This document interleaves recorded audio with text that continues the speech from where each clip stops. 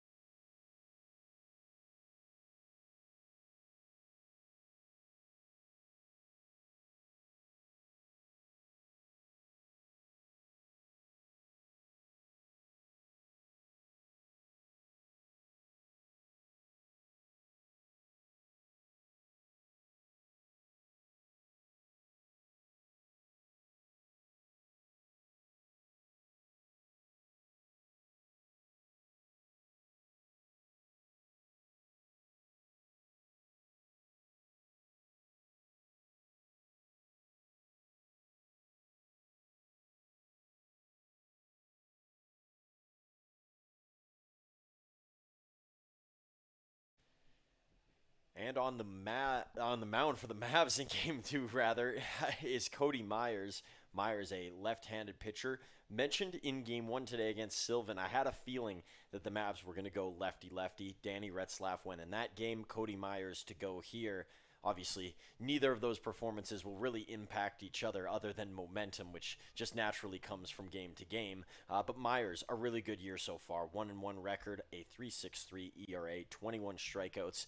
Talking to Carter Roth before the game, who will be playing behind Myers tonight, he goes, he's the left-handed version of Xander Roberts. He might not break any radar guns. He might not impress you with his velo, but it is the location and it is how he mixes his pitches that is so impressive. You're never going to see the pitch that you want again from Myers after he shows it to you once, and that is what is unique about Cody Myers and why he can have success in this league. Talking to Myers a couple days ago, he said, I've never been a guy that throws hard. I've just really tried to hone my craft and focus on the things like location and mixing up pitches well and putting them in the spots that I feel will merit a chase. And that's what it's all about for him. Not trying to do too much or step away from what he knows. And so far in the WCBL, he's shown it off a lot and he's had lots of good results because of it. So he will see Hugh Montgomery, Ryan Daphne, the first two players for the Beavers who sit on deck. And the Beavers know it. They understand where they are in the standings. They understand what they chase. They understand what they need to do. This would be a big one if they can take a game off of the Mavericks. They've struggled against them in parts of this season. Of course, they had the one big win with a complete game shutout, or rather just a shutout from Logan Lynch earlier in the season.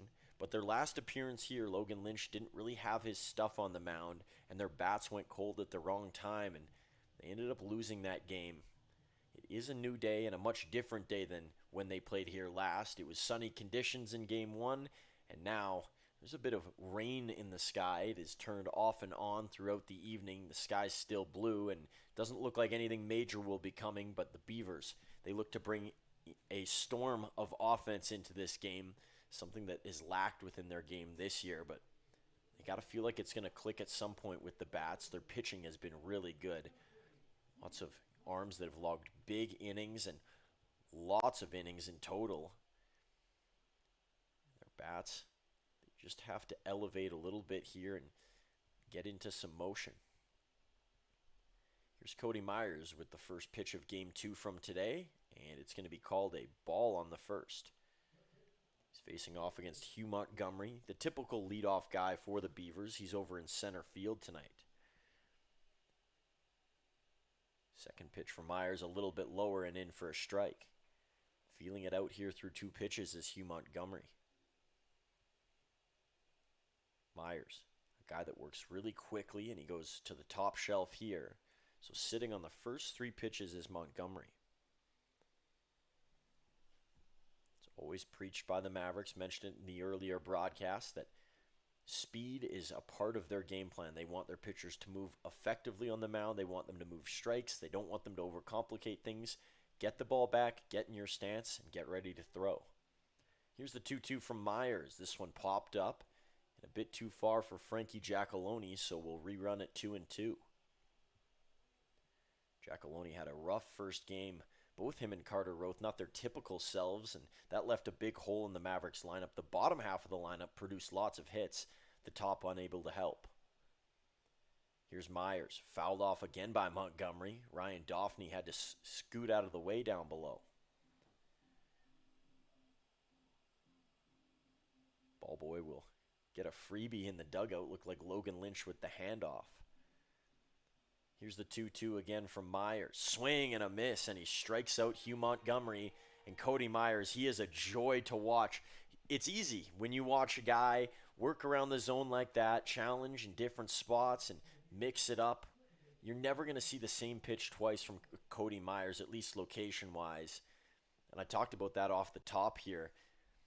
He's an interesting and enjoyable watch for those who enjoy pitchers that go a long ways. If you're more of the offensive fan or hoping for lots of hits or home runs, you're not going to see a lot of that when watching Myers. He's very good at preventing big innings from happening, and he's hoping to do that in this first here. A clean one would serve him well. Myers on the way, chopper over towards third base. Nick Hill twirling across, and he gets it to Frankie Giacalone for out number 2. So 2 outs for Cody Myers, and weak contact, another thing that is a part of Myers' game. It is hard to hit him hard, and he gets a weak contact ground ball from Ryan Daphne. Daphne, a historic WCBL career. There's an argument that he's the greatest Weyburn Beaver of all time.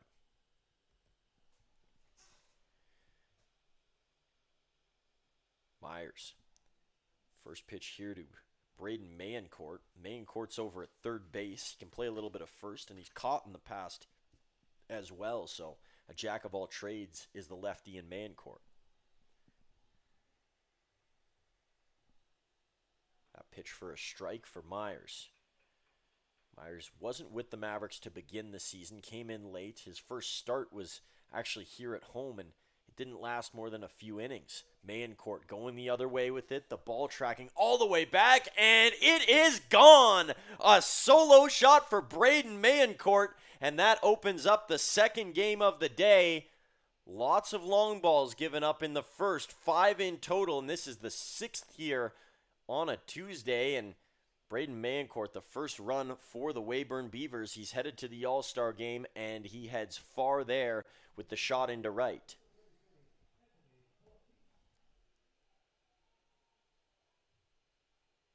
So Cody Myers, his group will get onto offense already trailing here. Mentioned that he doesn't give up a lot of home runs, and that a bit of a surprise early on. Myers is going to miss outside. It is the bright pink gloves of Anthony Cortese that come up to the plate. Cortese, a swing and a miss. So a 1-1 look here to Anthony Cortese with the Beavers already in front. That's how you set the tone coming in on the road. And now it's 1-2. You never know how your team's going to respond when they get off of the bus, as I mentioned with the Beavers. They have responded well, and they have the early lead. And Cortese, in a 1-2 count, is going to send that into left center field, and he's got a base hit. So 1 on here for the Beavers with already a run in. It'll bring up Robert Gurney. Gurney, the former Moose Jaw Miller Express member with the Beavers for the rest of his WCBL career. Spent 3 years in Weyburn now, and he'll come to the plate, and he'll be behind the plate today, mainly a catcher for Weyburn.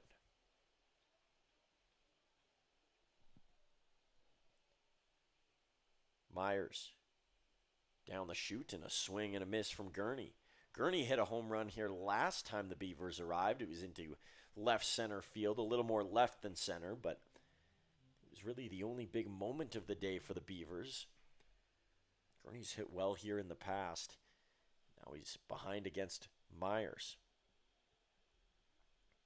Myers sliding across his Chabot, and Cortese will get ahead, and now a runner into scoring position. Feels like the Mavericks, most of their players are just trying to do too much right now. The pressure of being on a losing streak, losing a lot of games at home this year, not being able to come back in some games, squandering some leads, all of that piles up.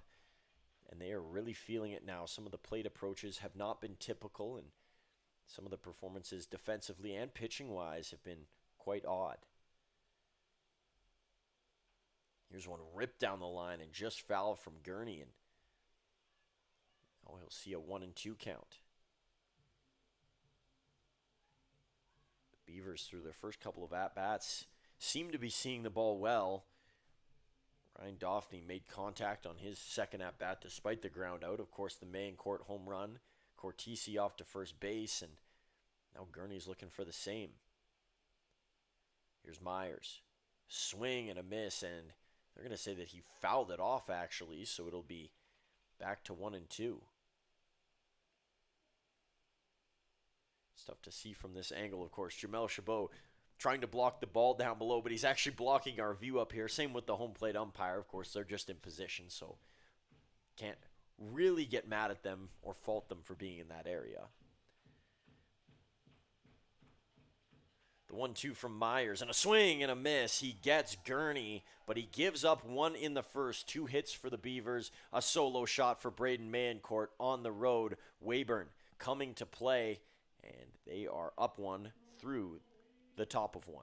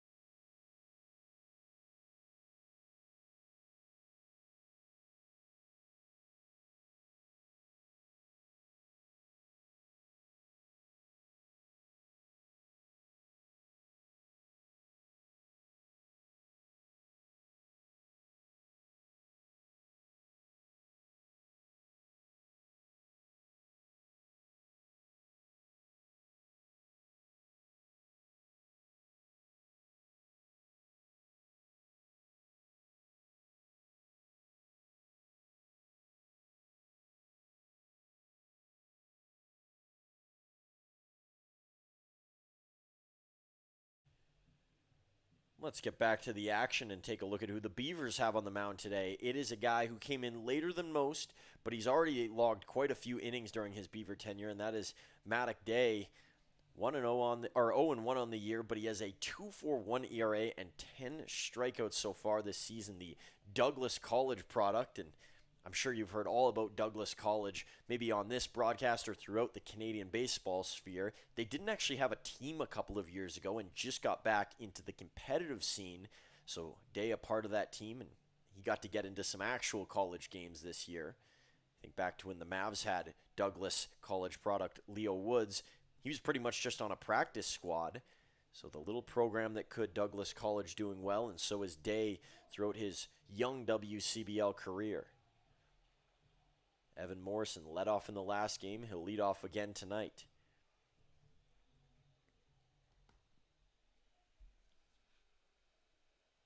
Day.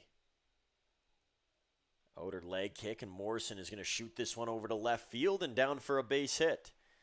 So the Mavs have their first hit of the game in response as Morrison looks over to the dugout. This is a hungry bunch of Mavericks heading into today. You know, they were ready to go this morning, felt good about the Sylvan matchup, kind of let things go, and after the game, it was a frustrated group. They were not happy with the result, not happy that the game didn't last past 8 innings and that they got mercied, and it's a motivated bunch now, looking to find a way to try and beat the Beavers in this one. First pitch to Blake Dale, and he takes for a ball. They do have to play from behind here, and they're going to need a deep start. Their bullpen is quite depleted.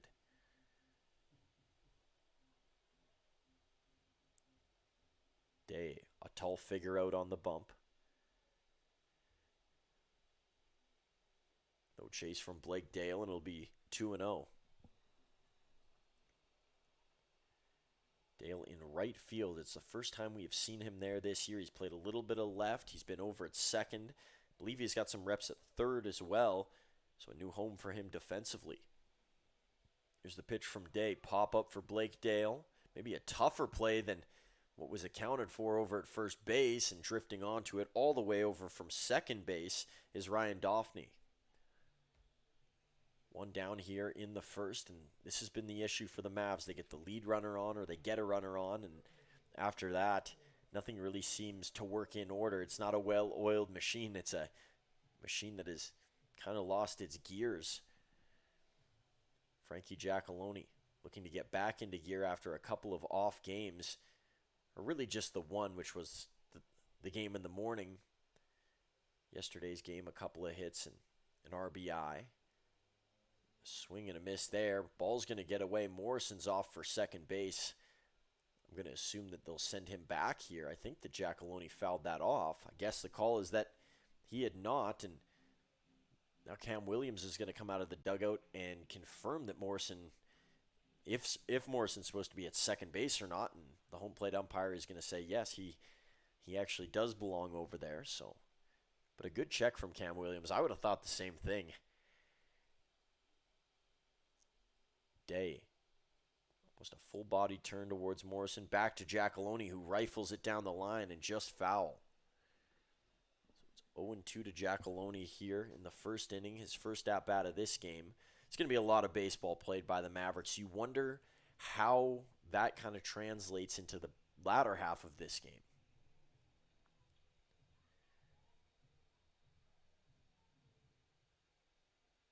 Day.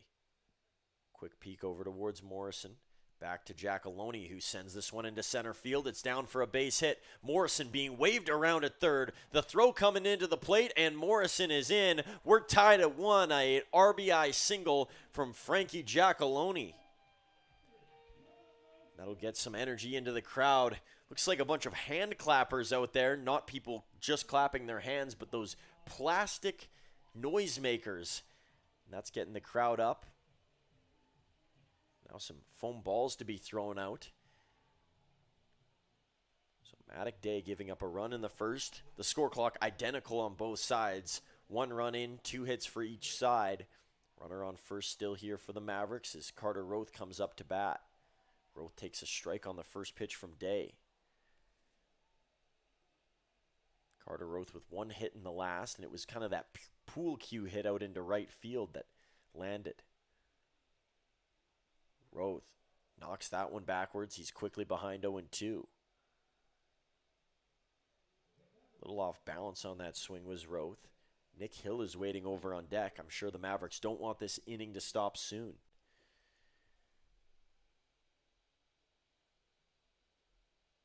Here's Day. High pitch to Roth. He didn't flinch. Made the joke earlier that in game 1 of the Day, it's tough. We're saying Day a lot. It's going to get redundant with Matic Day on the mound. Here's Roth. High one out towards center field. Has decent carry, but not far enough, and will be gloved up in center and taken for the out by Hugh Montgomery. So Giacalone sits at first. And back to what I was saying before, in the first game against Sylvan, there were no other games going on, so we couldn't report on any scores throughout the league and talk about who's having a good night, who's not. And now, with the night game, we get to talk about all that's happening around the league. So a little bit more excitement away from just this game. And I'm sure you'll be flipping through your Flow Sports channels, tuning into all the action around the WCBL. First pitch to Nick Hill is going to be a ball. His collegiate teammate Frankie Giacalone over at first base still. The two are very good friends. Spoke very highly of each other, and Frankie was super excited to get Nick Hill up here. Day, just low. It'll be 2-0 in a rare time that Matic Day is trailed in the count. 3 other games going on across the WCBL tonight. That doesn't include this one, so 4 in total. Here's Day. Pitch will catch the bottom of the zone, and it'll be 2-1.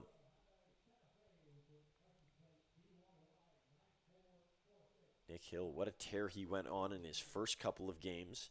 It's been a quieter last 2 now. That dates back to yesterday against Swift and the early one against Sylvan. Hill, a short swing, and he didn't intend to go, but he went too far, and so now it's 2-2.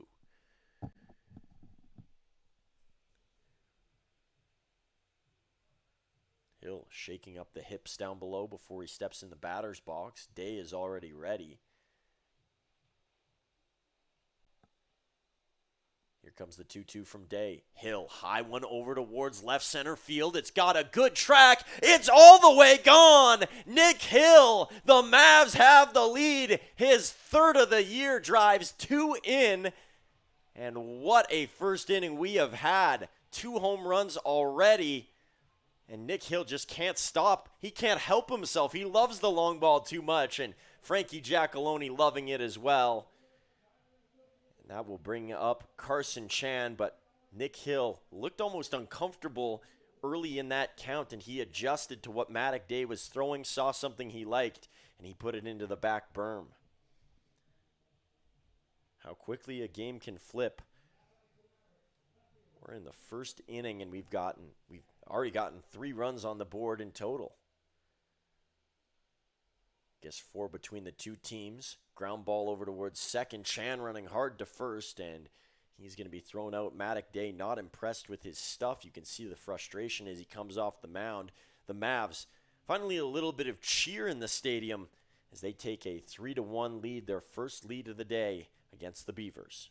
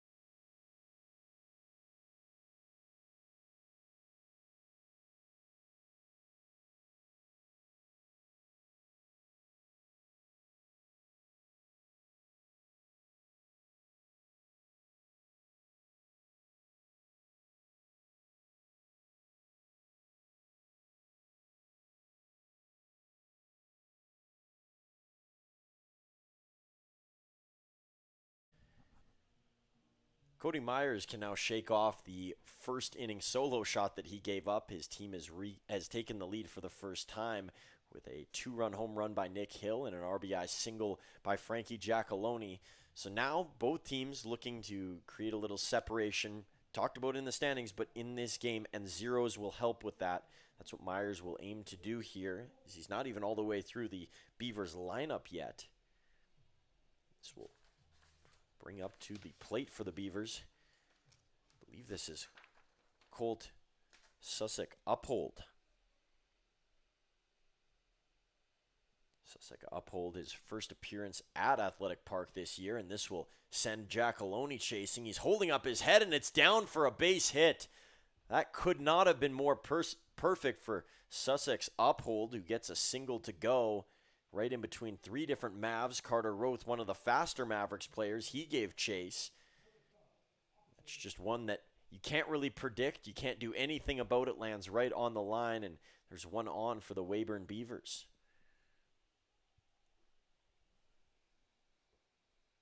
Myers, after a fast pace out of the gate, he's going to take his time here, and maybe a little too fast for his liking.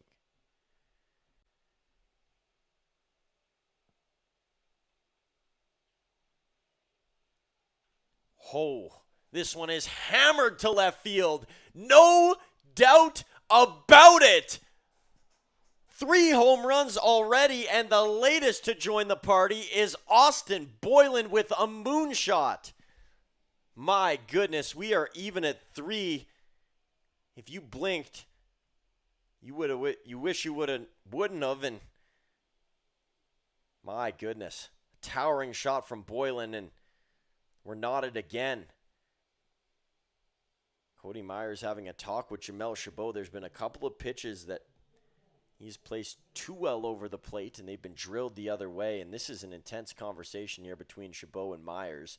Obviously some frustration on Myers' side, and that's been the whole season for the Mavericks pitching staff. Really outside of Derek Archer and some starts here and there from Diego Centella, it has been a rough go, and the last week has been disastrous in the pitching department. First pitch is going to be a ball for Myers. So Austin Boylan really didn't even get to announce anything about him, and we'll talk more about his presence later in the game. A unique story is Boylan. Myers gets the call for a strike. Now up at the plate is Nick Miller, the usual infielder for the Weyburn Beavers. He's over at first base tonight. The Beavers have so many players who are interchangeable position-wise. I think there's about a dozen guys on the roster who could play first base.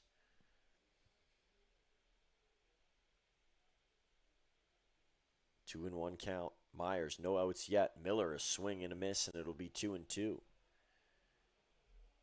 Medicine Hat does have to think about preserving the bullpen, and if the pitch count gets higher and higher for Myers, that's a big worry. Myers on the way. Ground ball over to Nick Hill. He fields over to Giacalone. A high throw, but Giacalone had the foot on the bag, and that'll be one down. This feels like a playoff matchup in some ways with all the home runs we've had already. It's a hitter's friendly park. I don't think anybody who said that has been lying, and we've seen that over the past couple of matchups here. Whether it's the Mavericks or the team they are playing, somebody's going to have a day, and usually it's a home run fest. We saw the game against Regina had 9 home runs, and earlier today 5 home runs, all for the Gulls. 3 home runs in this game. So if you're doing the math and I guess counting along at home, that would be, if my math is correct, 17 home runs in the last 3 games. 2-0 count here to the last batter in the Beavers lineup, and that's Jared Cramp. Cramp, swing and a foul off there. He went into attack mode, and he saw that pitch well, just didn't make very good contact with it. Cramp hovering right over top of the plate here. Here's a ground ball foul. Giacalone was off and running after it, but out of his reach and out of fair play.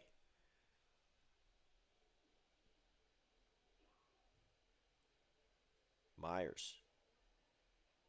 2-2 look. Here comes the pitch to Cramp, and it's high. Cody Myers already 33 pitches thrown, and we're just in the second inning.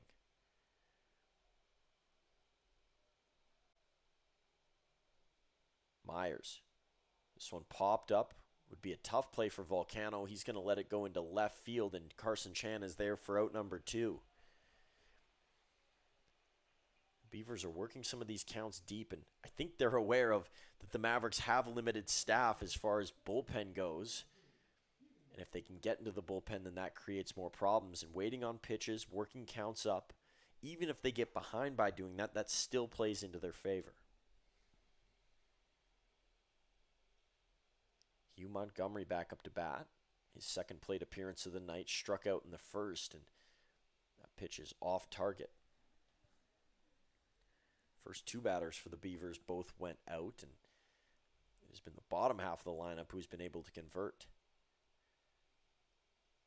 Second pitch here from Myers to Montgomery, and it's a swing and a miss.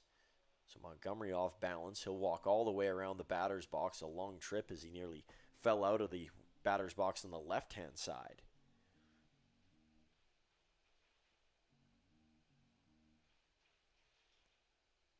Myers bounces that one low, looking for a chase, and nothing from Montgomery, who stays patient. This is a good read from Cam Williams' group. You see that a pitcher's pitch count is getting high? Make him earn it. Myers. Here's a ground ball. Volcano trying to catch it on the backhand. It looked like he slipped prior, and Volcano is slow to get to his feet. And it's going to be 2 bags. Great hustle from Hugh Montgomery, and he's into scoring position just like that. Volcano stumbled along the apron. You could see that he was in position to make the play. It would have been a tough play to make. I think his footing got caught up, and you can see Nick Hill going and brushing some of the dirt down near where Volcano slipped. Volcano trying to stretch it off as Ryan Doffney comes to the plate with the leading run over at second base for the Beavers. 2 out rallies. We saw it in the Mavericks' prior game. At least they've been working against them so far after earlier in the year kind of being on their side. There's a swing and a miss for Doffney. Ryan Doffney, the all-time hits leader for the Weyburn Beavers. All-time hits leader in a season as well, both season and all-time. Myers on the way. Good block from Chabot. Bouncing around was Montgomery. He decided not to go, and it was the right decision with Chabot keeping it ahead.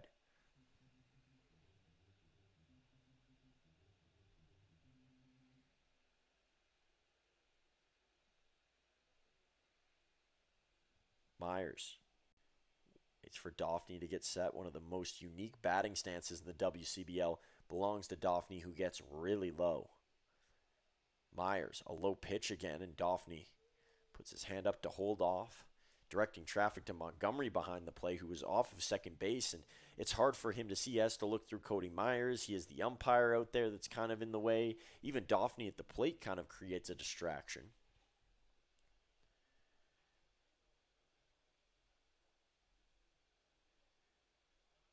Myers has slowed down the tempo. Here's the 2-1.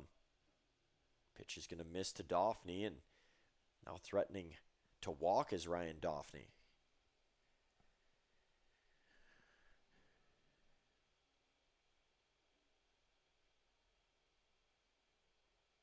Myers. Long wait up on the mound. Montgomery moving back and forth behind Myers. Here's the pitch to Dauphney, and he fouls it into himself. So it's now a full count to the Beavers legend. 2 strikeouts, no walks so far for Cody Myers, which is a positive sign. You think about one of his earlier starts in the season in Okotoks. He walked a lot of batters in that game, and the Mavericks were still very in it, but the walks didn't help, and eventually Okotoks walked it off in extras. Myers would have been in line, I believe, for the win in that game, and he said the free passes were the only thing that really bothered him about the performance. Here's Dauphney, shatters this one into right center, and it's going to go a long way back. Montgomery, great speed around third. He'll come in to score, and Ryan Dauphney with an RBI single and the lead back in the favor of the Beavers. So the inning continues for Ryan Dauphney. And now it will bring up to the plate Braden Mayencourt. Mayencourt, a solo shot, his first time up. I'm sure he would have wished that he would have hit the solo shot in this scenario with Dauphney over on first. But not out of it yet is Cody Myers, and that pitch count continuing to rise. He's nearing the 50 pitch mark. We're only in the second inning. Strike called, and maybe disagreeing with that call a little bit was Mayencourt.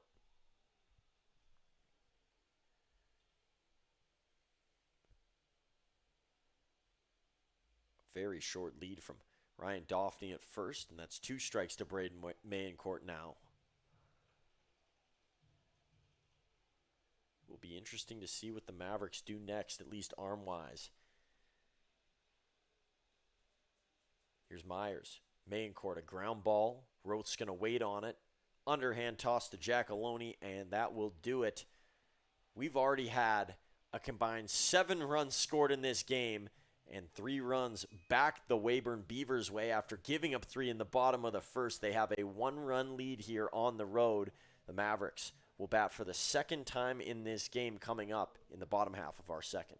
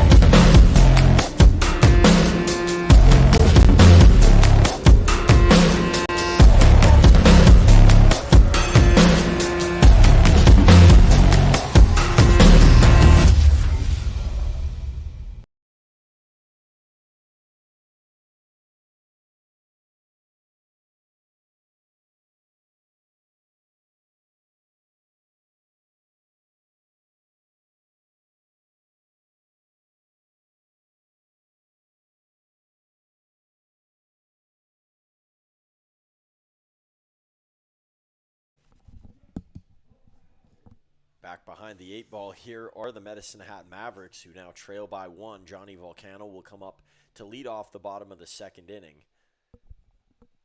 Volcano. First pitch from Maddock Day, and Volcano goes the other way into right field. It's an offensive fest so far, as now the Mavericks have their 4th hit of the night, and it belongs to Johnny Volcano. Here comes Jamel Chabot up to the plate. Chabot, a quick look back towards Ryan Reed, who wasn't in position over at third. When players do look out over there, they're always looking for advice, maybe what to do or what the pitcher's throwing. Chabot maybe getting a little bit of that from Ryan Reed, but Ryan Reed told me, he says, I don't give everybody advice, and not everybody asks for it. He says, Carter Roth, that's a guy for the most part that I leave alone because he's going to see it better than I do in most cases. 0-1 count here as Maddock Day starts Jamel Chabot off with a strike.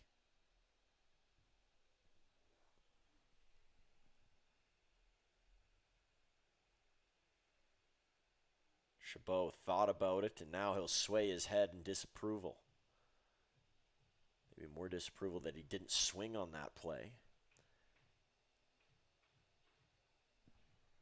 Maddock Day coming into this inning, 20 pitches thrown. So that kind of contrasts the difference between him and Cody Myers. Myers up near 50, Day only 20.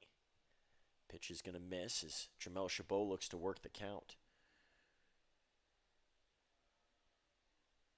Beavers have lots of good relievers, but the main thing is that they get deep starts from their starters.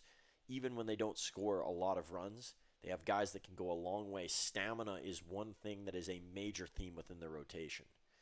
You think about the names, talked about Logan Lynch earlier tonight, but the underrated two pieces are Josh Pritchard, who has some of the most innings pitched in the WCBL, and the same with Zach Rachel, who's been fantastic in logging big numbers. Pitch will miss outside to Chabot, and he works the count full. Mentioned for Maddock Day, he's fairly new to the WCBL still, but his inning numbers are fairly high. I'll let you know an exact total on that in a moment, but first we'll look into a full count here against Chabot. Day, short pause, Chabot down the line and just foul. So far throughout the year for Maddock Day, he's already pitched 18 and 2 innings before this game. And there are several guys in the 20 range for the Weyburn Beavers. And they have 3 guys who've thrown over 40 innings, and I've mentioned all 3 of them already. Is a quick throw to first. Quick check on Johnny Volcano. Mentioned he doesn't steal as much as he used to in his first year with the Mavs. But his game has changed a lot since then. This is a much fuller and well-rounded Johnny Volcano.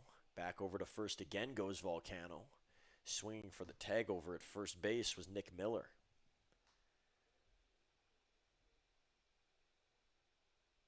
Full count to Jamel Chabot. Maddock Day on the way. Chabot could be 2. It's fielded just by a hair, and the double play is completed at first. And Johnny Volcano in quite some pain as he comes off of second base, and he'll try and jog it off. Ryan Reed keeping an eye on him as he moves towards the dugout, but Volcano slid in trying to get there in time. It looked like that was never going to become a double play with how it began, and just holding tight over at second base was Daphne, and a really athletic play by Jared Cramp to run down the line and throw a hard throw right to almost through the glove of Nick Miller at first. So 2 out from Maddock Day, a bouncer to Eric Calder, the first pitch he sees in this game. Calder's last at-bat was at the tail end of the Sylvan game. He came in and got all the way around to third. Got on base via a walk in that plate appearance.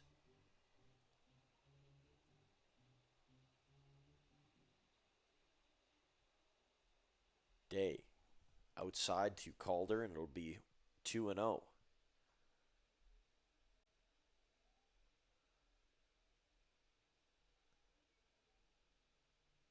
Day, high glove position here. He'll work quickly, and it's fouled off by Calder.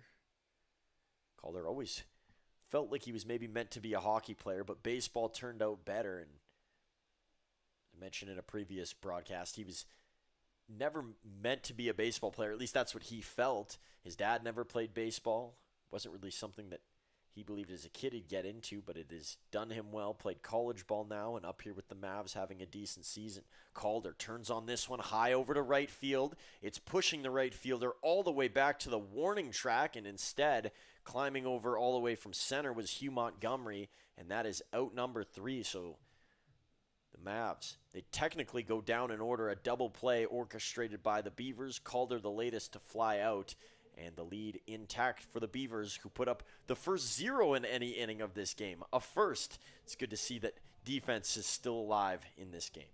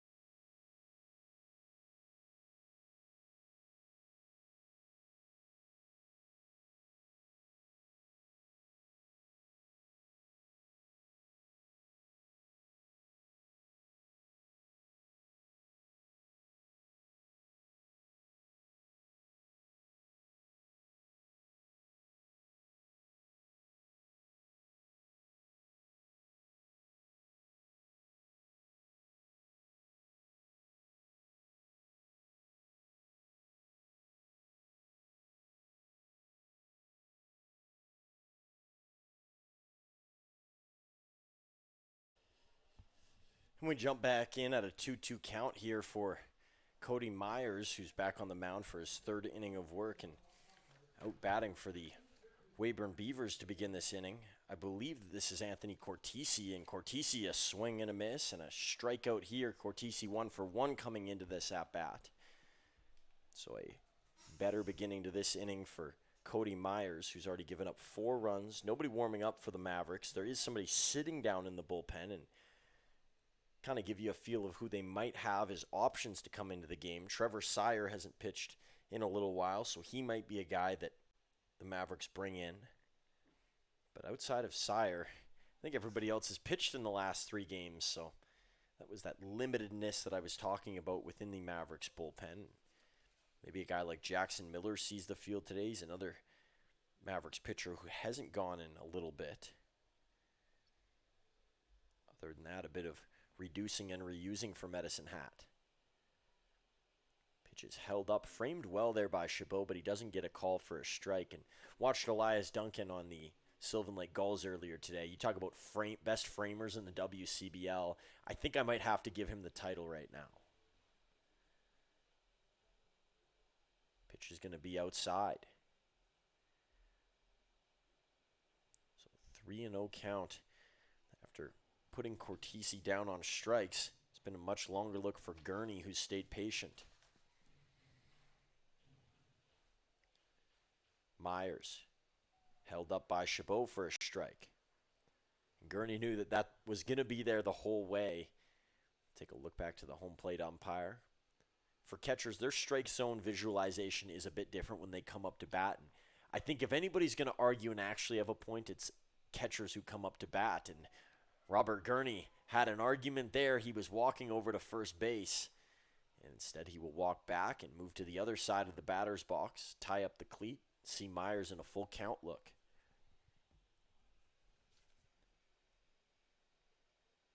Cody Myers. Pitch on the way. Gurney, a swing and a miss. Gurney is not going to be happy with that. If you have the last name Gurney, there's a chance you'll be having words with the umpire after you're at bat. We saw that a lot from his brother Austin back in the day, and Robert a little bit as well. I'd say Robert's a little bit more calmer in that department than Austin was back in the day. That's not a dig, of course. It's just what was experienced and seen by many in the WCBL. So 2 outs here for Cody Myers.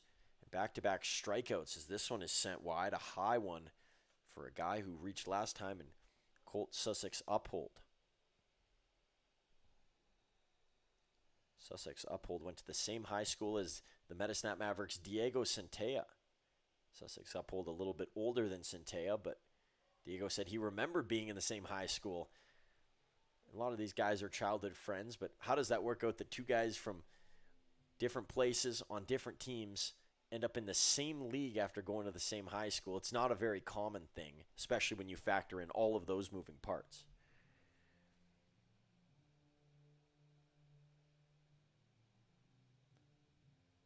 Sussex Uphold. Here's the 1-2 from Myers. A little bit high. Chabot tilts his head. He liked where it was at.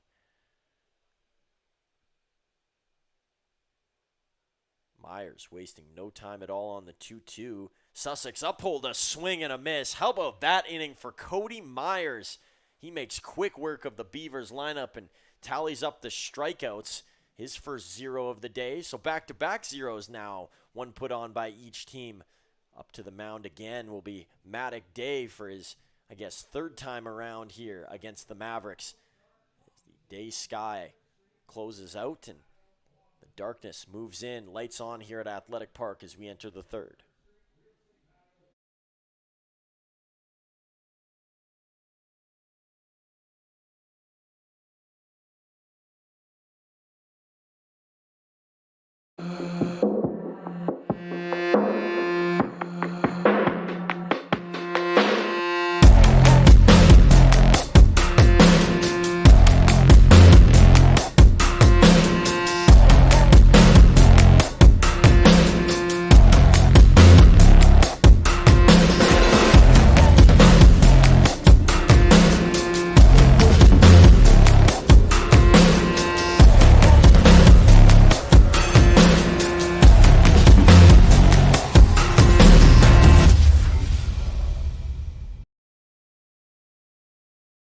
For more than 40 years, we've been there, helping Canadians find the extra space they need to grow and to create new memories.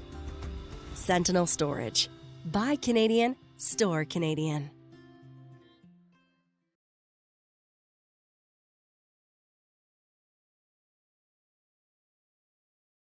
Evan Morrison 1-for-1 on the game here against the Weyburn Beavers. So he's seen Maddock Day one time around. He's had success.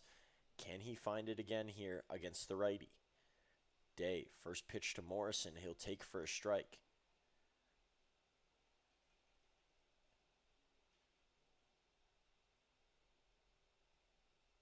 Morrison checks his swing, didn't go around, and so it'll be 1-1. I'm sure there's fans out there wondering, how can these guys, at least on the Mavericks side, play 18 innings in one day?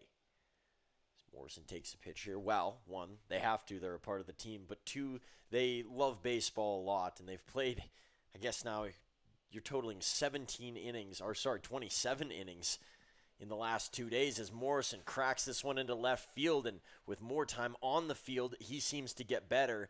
2 for 2 on the night goes Evan as he shoots it onto the opposite side of the field, and the defense sometimes will play Morrison to pull. That time around, Morrison adjusted again.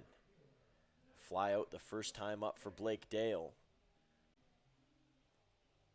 I'm sure there's lots of tired bodies for Medicine Hat, but when you love it, you can ignore that tiredness for a bit.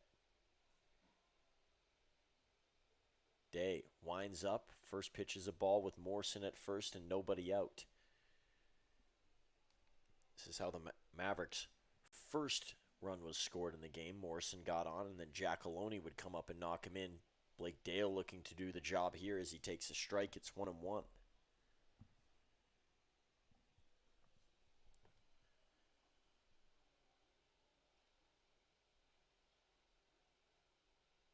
Morrison gonna go a bouncer towards Gurney, and he's off to second base and in with a stolen base. I think the Mavericks unlocked something in Evan Morrison because I haven't seen him run this fast over a 2-game span. I would say, at least in his WCBL career, Hastings might be a different story. He dominated out there during his collegiate year. But now the Mavericks are giving him the green light more often than not, and that's a good sign. I think Morrison's a guy who wants to be able to steal bases, and he's putting it all together right now over the last 2 games. 3-1 count here to Blake Dale. Pitch from Day. Dale holds off, and it's a called strike. I'm pretty sure Blake Dale thought he was heading for first base. Frankie Giacalone waits on deck. Tying run over at second base for the Mavericks, who trail by 1 in this game. Day on the way. Dale. This one sent. A great play over at third to knock it down. Unable to hold on at third base and make the play would be Braden Mancourt. So there'll be 2 on for the Mavericks here. Batter 1 and batter 2 in the order, both on. It brings up Frankie Giacalone. Still nobody out for Maddock Day.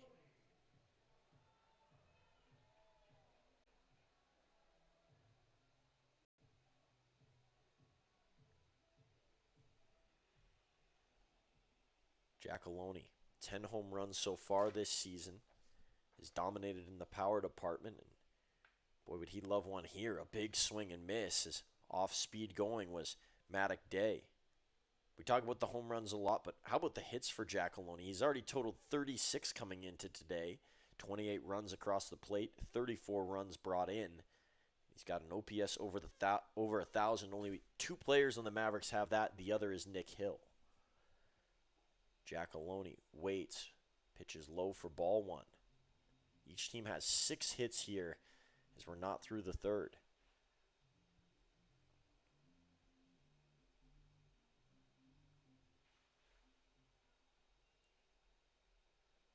Day, a slower approach. Here comes the pitch to Giacalone, and he backs off for ball 2.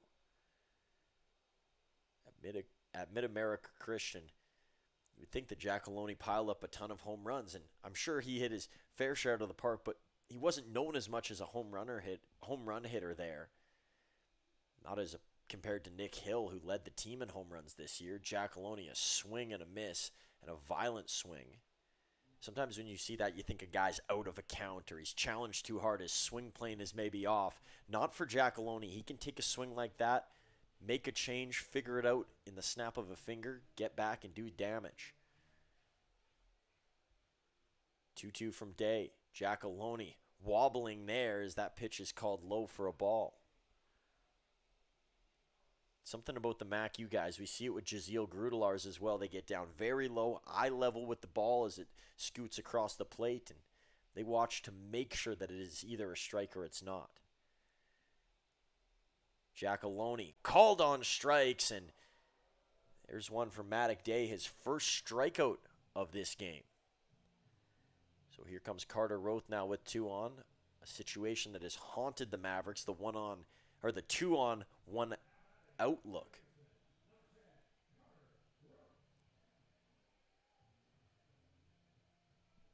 You can tell already Carter Roth looking to go to right field in a position like this. With what the Mavericks have on, that'd be a smart game plan. Roth instead proves me wrong and turns it over to left field, making the play in left and then tumbling over. Morrison's going to go to third base, and there's some waving being done by the umpire. The throw-in was a bit later, so coming all the way over from left was Sussex Uphold. What a grab he made. He fell over on the back side, so there's going to be 2 outs here, I believe. Yeah, they call Carter Roth on the flyout. Blake Dale stays over at first base, and he almost had to, because if that ball isn't caught and if that ball's caught and Dale's off to second, then that creates quite the conundrum. He has to get all the way back, and the throw could be on time.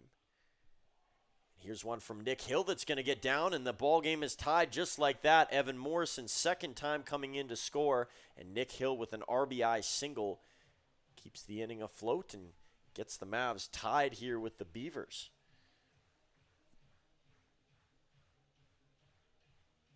Fans raining claps down at Maddock Day. It's a bad day to be a pitcher on the mound, and there'll be a quick conversation here with Day as Gurney comes out, and Beavers pitching coach as well. Longer wait for Carson Chan, who talked about he's becoming more of a threat in the lineup. And with that, he's also getting more consistent play after being out for a little bit. And to start the year, he was kind of a mainstay in that 4 and 5 spot, the 4 and 5 spots in the lineup. But then he got taken out for a bit. And when you don't see the field on a regular basis, it makes it tough to get into a routine. It makes it tough to feel like you're doing something right. And for Chan, I think that's something that is important. The more games he gets into, the better he's going to perform and the better he's going to feel about his game overall.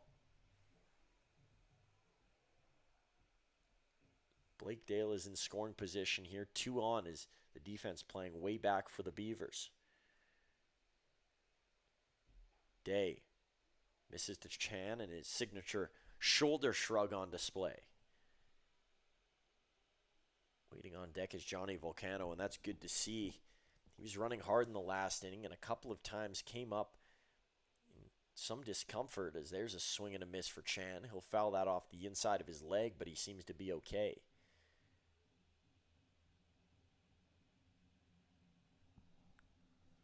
Chan, both him and Day, not sure if they played against each other, but played their collegiate ball in British Columbia this year.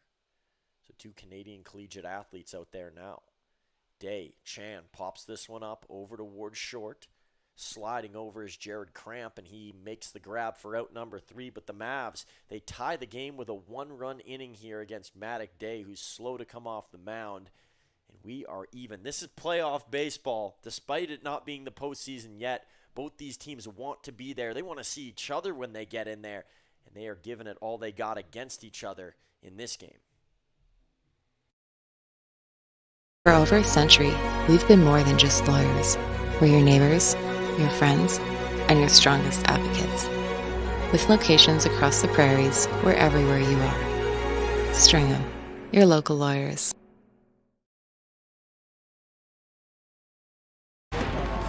Yo, Dustin, You going? Yes.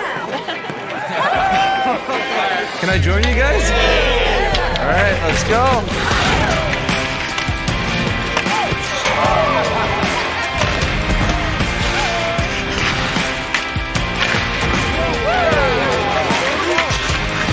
Whether it's on the ice or on our app, always play for the fun of the game. Gamble responsibly with Play Alberta.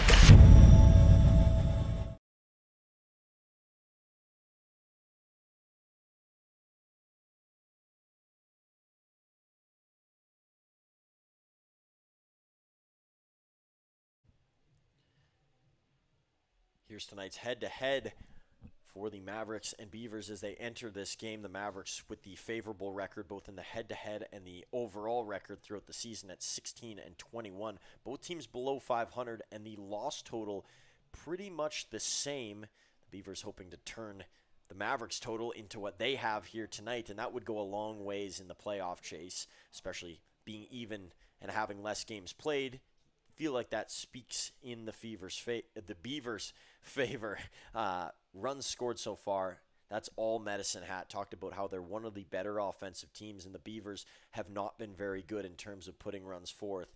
They've got 4 in this game. It's been a different look, and there could be another here as this one goes out towards left field. It's going to hold up this time around, and a quick fly out here. I believe that was Austin Boylan, had the home run in his first at-bat, and he swung at the first pitch twice. Both times he's taken them over into left field. So Austin Boylan with the fly out, Nick Miller up to the plate. Miller 0 for 1 on the night. If I can recall, I think it was a ground out for Nick Miller in his first plate appearance.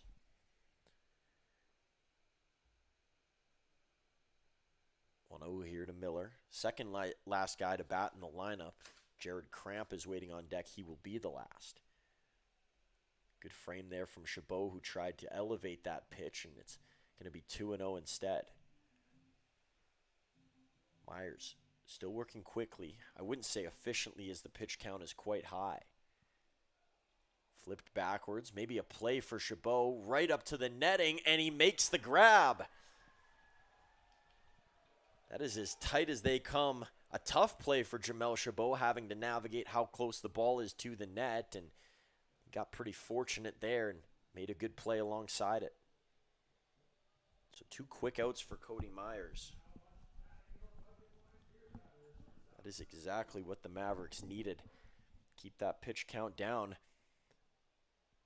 I don't believe he's thrown more than 3 pitches in this inning, which is a positive sign, and another one fouled off. It's the leadoff man, or rather, this is Jared Crampup, the leadoff man on deck, in Hugh Montgomery.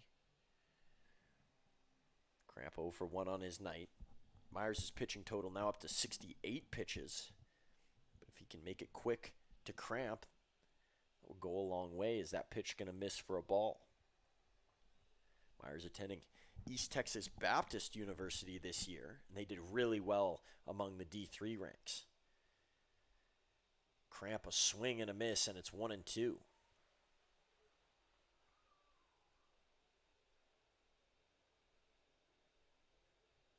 Myers sets up shop early, looking for the dagger, and it's a bouncer to Chabot.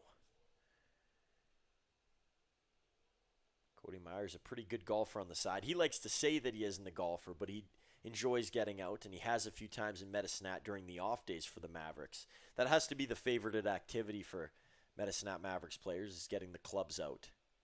High pitch here to Cramp. Some disagreeing amongst the peanut gallery here. It's a much better crowd than we saw this morning and spread out very well. It's going to be a walk to Jared Cramp, who's off to first base.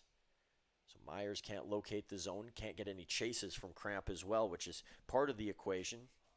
You have to have a good eye to earn a walk. That's kind of how I see things. And now taking his place at the plate is the swift and speedy Hugh Montgomery. We've seen what he's done defensively already, and some good at-bats put together as well by Montgomery. First pitch to Montgomery is a strike. Montgomery spending some time at the Lake Region State College, playing for the Royals. Myers locates that in for a strike. He's one of the few Manitoba-born, few Manitoba-born players in the WCBL. You don't see a lot of people from out that way. It's kind of a rarity, but Montgomery, one of the very few, a high pitch. In the hockey scene, you're going to see lots of Winnipeg guys. That's where a guy like Montgomery would not only stand out, it would be like most of his teammates could be from the same area. Myers holds it tight to his side. Here's the 1-2. Montgomery fouls that one off as he was ahead of the pitch. Last year, Hugh Montgomery was at Mayville State University in North Dakota, so not far from Manitoba.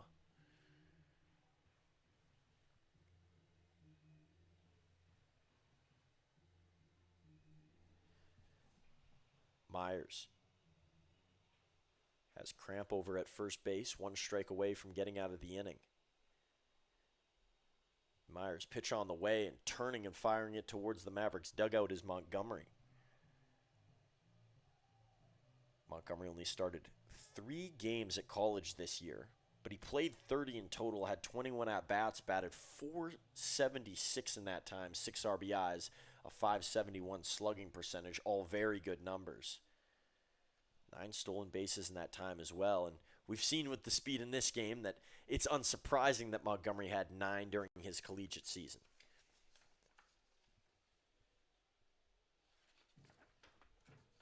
Myers. Test Montgomery one more time. Cramp with not a long leadoff over at first base. Montgomery, and he is called out on strikes. Chabot dropped it at the last moment, but it doesn't matter. The last 2 for Cody Myers have been splendid. Couple of zeros up on the board, several strikeouts to go with it, and we remain tied at 4 as Montgomery, the latest decay for the Beavers. July, the Okotoks Dogs and Baseball Canada will host the Road to Okotoks and the Morneau Cup National Championship at the Siemens Stadium Complex from July 14th to 19th. Come watch the top 16 youth baseball teams from across the country. These are the future stars of Canadian baseball. tomorrow's collegiate standouts and professional players, all chasing a national championship. Don't miss a week of elite competition, unforgettable moments, and the future of Canadian baseball in Okotoks.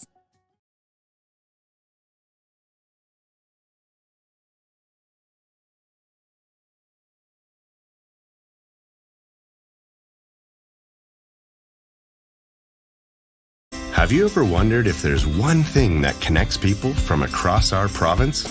Something that connects the coffee shop to the spray park, or the brewery to the rodeo, the campground to the sports field.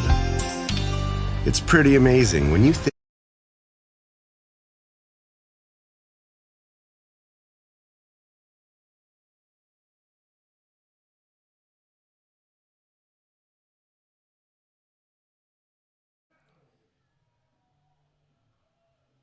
Matic Day gets the call here again in the bottom of the fourth inning.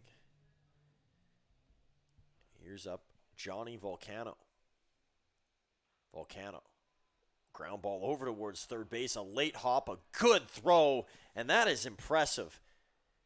Stung up and maybe a little bit winded over at third base was Braden Mayencourt, and didn't matter. An athletic play from Mayencourt. His arm over at third base. I know we played first last time he was here, but I think it's that catcher's arm that's starting to show. If you can throw hard from your knees, what happens when you're on your two legs? And I mean, we obviously see that playing out there for Mayencourt, and he's got a fireball in that arm.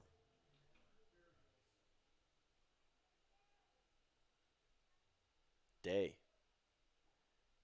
Strike two, Chabot to begin the count. Day gave up those 3 runs in the first inning, just 1 run since, had a 0 in the second, 1 in the last. Chabot through the gap and in for a base hit, and Chabot will turn over to first, won't get much more, but it's a good start to this inning, even with the 1 out. Chabot, he's been taking center stage all year long when he's come into games, and lots of base hits. He favors the left-hand side, but it works when you have a gap that big, and last year, I think we saw a bit more of a patient Jamel Chabot at the plate. Not really flashy, but there's a little more flash to his game now, just naturally with how he has played. And before, you're playing with a lot of flashier players in the lineup last year, guys who are doing things that make them stand out. You think the likes of Tyler Vanesti and Yusei Uzawa, Jeremy Freeman, and now he gets into a lineup where guys haven't really stepped up, and there have been some ups and downs and less consistent play. But Chabot, he's been the symbol of consistency for this group, and that has helped him make a name for himself. Eric Calder bouncing up and down at the plate, and he swings and misses. Count moves to 1-1 between him and Day. Peering out towards the Weyburn Beavers bullpen. If this game is close, I wouldn't be surprised to see a guy like Logan Kinter come into this game. They're all-star. You could call him a closer, but he's a reliever. He's started a bit. He does it all, but he's his best when he can come out of the bullpen. 2-1 here between Day and Calder.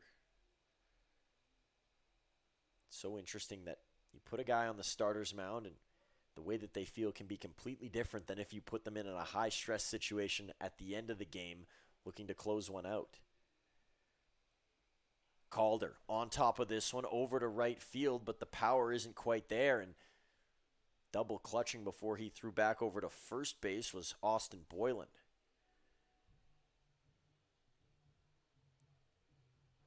So staying on first base is Jamel Chabot. It'll bring up Evan Morrison, who's 2 for 2 in this game. He's already had a pretty good night. Does he have another base hit in him? He's been using the left-hand side of the field really, really well.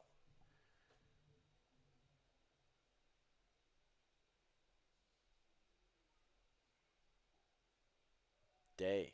Morrison with a head shake. Not the pitch he was looking for, but a pitch that he understands is a strike.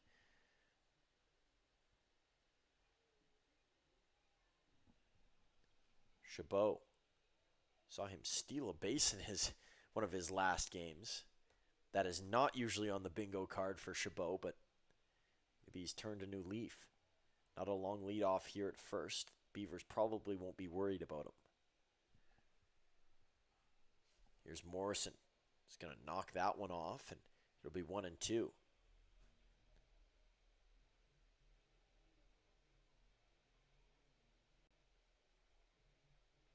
Morrison back to his normal crouched position. Day with the stare down. Runner going to go. Morrison checking his swing, and they are going to call him out.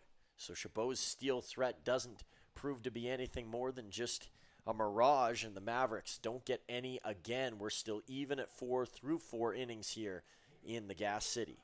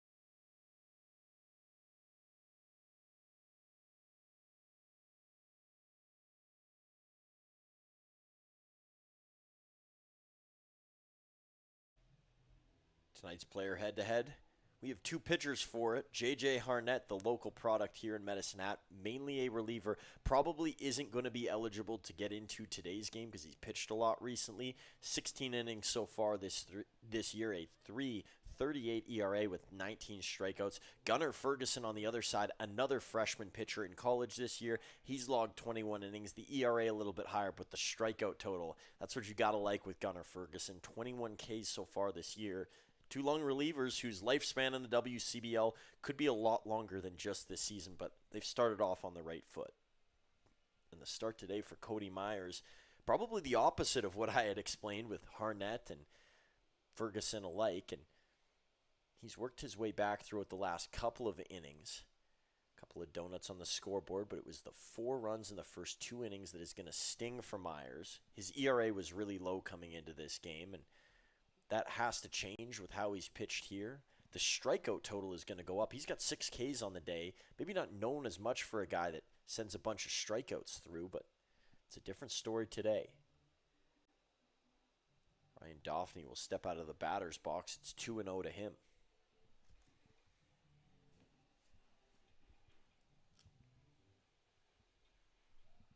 Pitch to Daphne. Low for ball 3, and losing a little bit of control here is Myers. And now we see some shuffling in the Mavericks bullpen.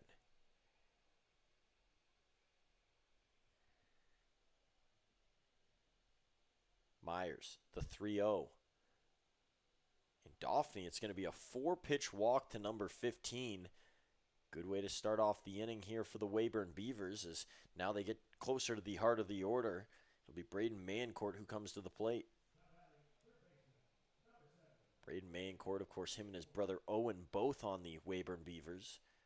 We haven't seen Owen play very much, and that's what happens with young players. You use them situationally, but for a guy like Braden who's been in the league for a while, he's more of an everyday guy. High pitch here from Cody Myers. So that's 5 balls in a row for Cody Myers. 2 walks on the day. 51 of his 85 pitches have been for strikes. Myers, another one that is not called. That one a little bit closer, but it's 2-0. You can already feel Andrew Bench hovering around the front of the dugout area, maybe to come out and have a talk with Myers if he can't figure it out here against Mayencourt. Mayencourt checks up, and it is now 3-0 It's been a long run for Myers, 7 consecutive balls. Maybe the Beavers have figured out something about Myers and started to rest on some of these pitches. A twitch there from Mayencourt, and seemed like a little bit of frustration. He didn't think that that was a strike.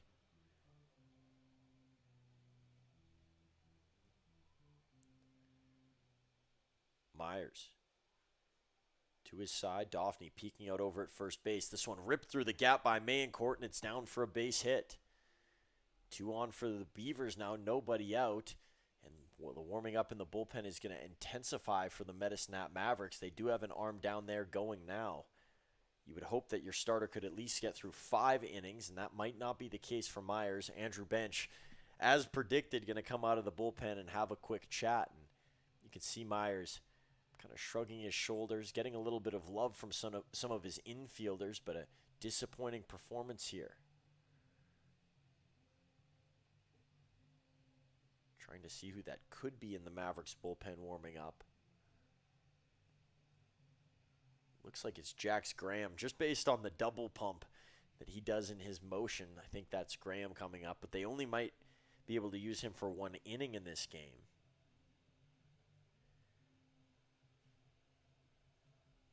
Long conversation. The home plate umpire will come to break up here.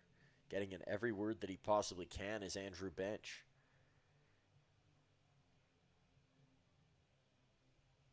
Jamel Chabot, mask not yet back on, and as he comes back behind the plate, Anthony Cortese is coming up to bat.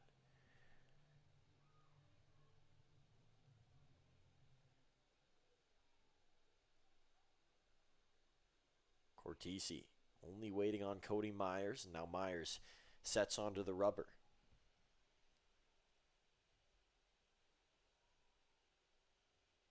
Cortese, a swing and a miss at the first pitch.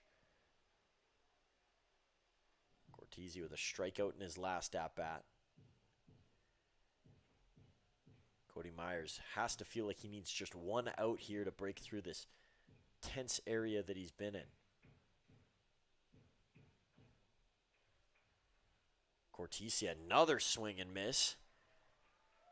Doubling down as Myers on the mound.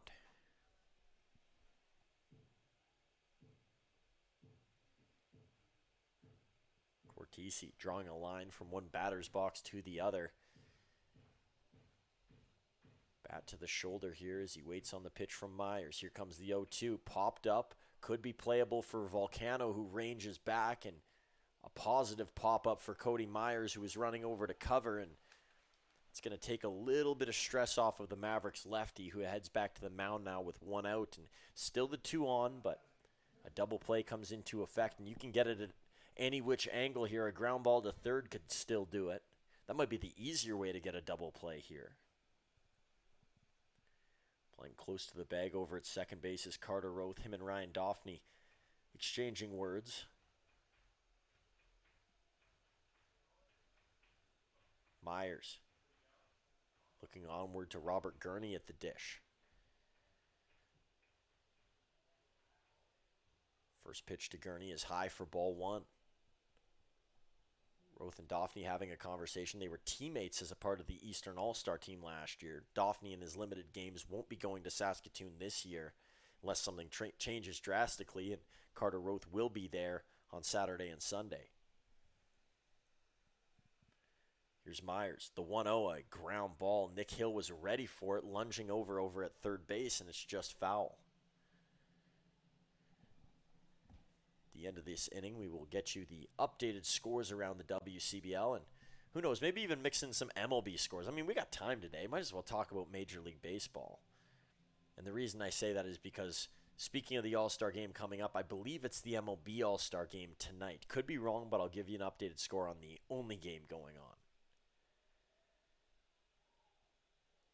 Myers was taking too long for Gurney's liking, so he'll step out. Gurney, a first-time All-Star this season, well-deserved. And so one thing about the Beavers, you'll see them continually pause. Apologies, as I mixed in like 4 different words there. Send veterans to the game, which I can really respect about their team.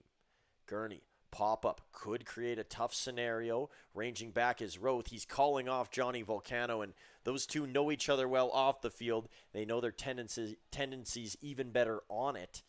And Volcano, you know he wanted to make the play there, but he let it go for Roth. And now Cody Myers is 1 out away from getting out of what has been a bit of a treacherous fifth. He hasn't given up any runs, but it was allowing the first two batters on that kind of started to rattle the feathers for the Mavericks and get into an uncomfortable spot.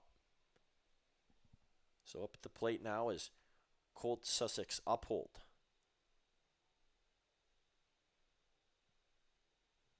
Sussex Uphold, a swing and a miss on the first pitch.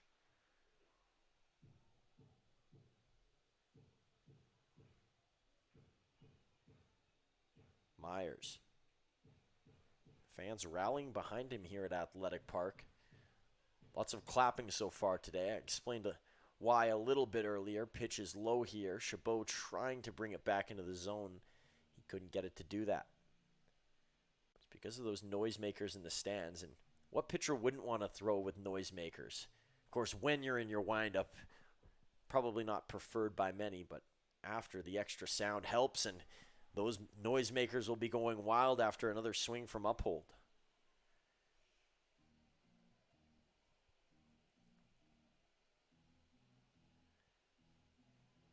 Here's Myers. A 1-2 look. He's gotten ahead in this count after dealing with some control issues earlier. Here's the pitch. And getting Sussex Uphold looking. Cody Myers, the redemption story here in the top of the fifth as he battles back, put the first two on, and that may be his day. Another K added to the mantle, and Cody Myers, you know, it wasn't smooth sailing the whole way, but he held on to the boat, reeled things in, got the anchor down, and settled for the night, and that may do it for Myers, but he keeps this ballgame tied at 4 apiece through the top of 5.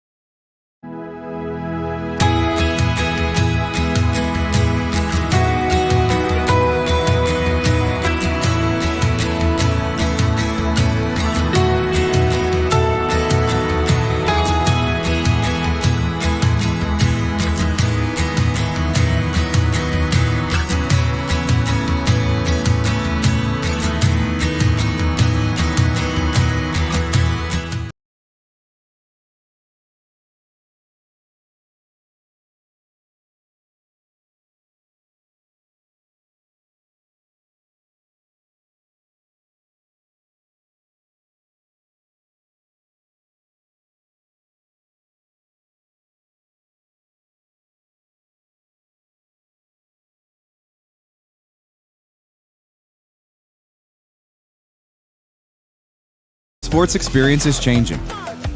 Teams and facilities are under pressure to provide online and in-venue entertainment. IKS Live has the right team to deliver. We provide service across North America and produce the best fan experience, in the seats or streaming to you.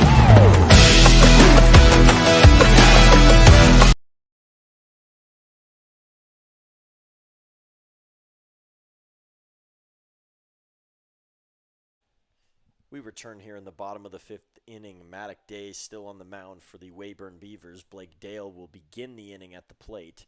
Day so far, 4 innings pitched, 63 pitches thrown, 2 strikeouts. Dale 1 for 2 in this game. So he's contributed to the hit total that has been put on today. So 1-1 look here for Blake Dale.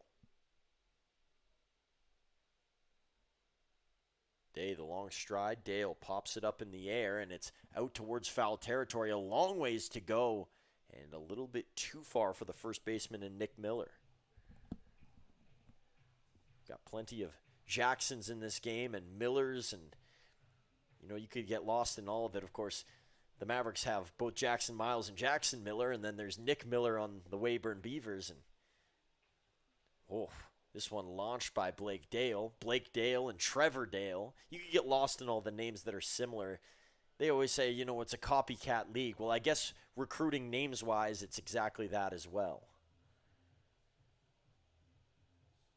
1-2 count here to Blake Dale against Day. He got all of that. Here's the offering. Dale, ground ball over to short. And a quick throw to first base that is right on cue from Jared Cramp. Cramp spent this season with the McPherson Bulldogs, and he played alongside Colt Sussex Uphold during that time. Will Sevier as well, who's also on the Weyburn Beavers. He was previously at Jackson College. Oh, don't get me started with the Jacksons again. Now we got a Jackson College. How many Jacksons can there be as a part of this matchup? Here's Frankie Giacalone up to the plate.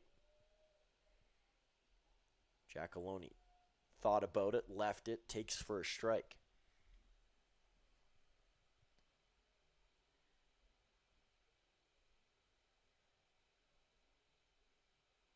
Matic Day, a longer pause, leg kick, strides, and high to Giacalone. You can see Robert Gurney set up outside there. And that is a pitch that Giacalone has chased in the past. At least he'll chase when he's not at 2 strikes. When he gets to the 2-strike spot, he's much more patient and much more picky with his selection. Giacalone, grounder. Busy day for Jared Cramp here in the bottom of the 5th. And the tag to Giacalone. They get him on the head, and Giacalone is down. But he's a rough rider. He gets up and runs off over to the dugout. I don't think I've ever seen Frankie Giacalone down for more than a second. He's run into fences here. He's gotten into trouble over at first base. I think tripping on the base before, losing his footing. And that time he was trying to avoid a tag and nearly bent backwards. And he's up and in good spirits again. He gets Ryan Reed worried sometimes. That's what Coach Reed has talked about. But he loves to compete from his guy in Frankie Giacalone. Not only here, but with Mid-America Christian. Carter Roth. That one right at the hands as he gets out of the way. A scary one there. And for the Mavericks' best player over the last 2 years, you do not want to see a pitch up and in on that guy.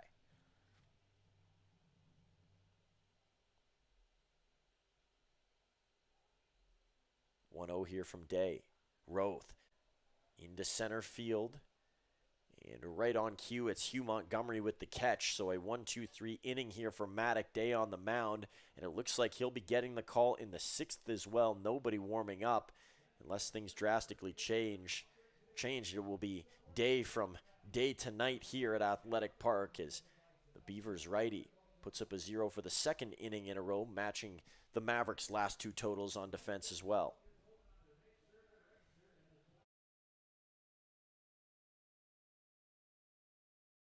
For more than 40 years, we've been there, helping Canadians find the extra space they need to grow and to create new memories.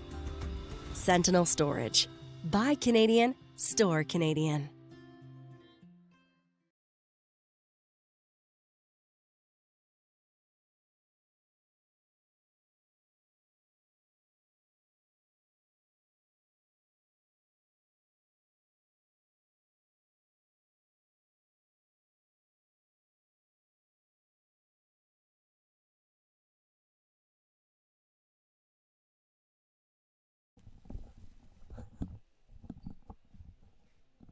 I wasn't going to break my promise. I know we skipped a commercial break, but I said I'd give you an update on, of course, the All-Star game in the MLB and what's going on around the WCBL.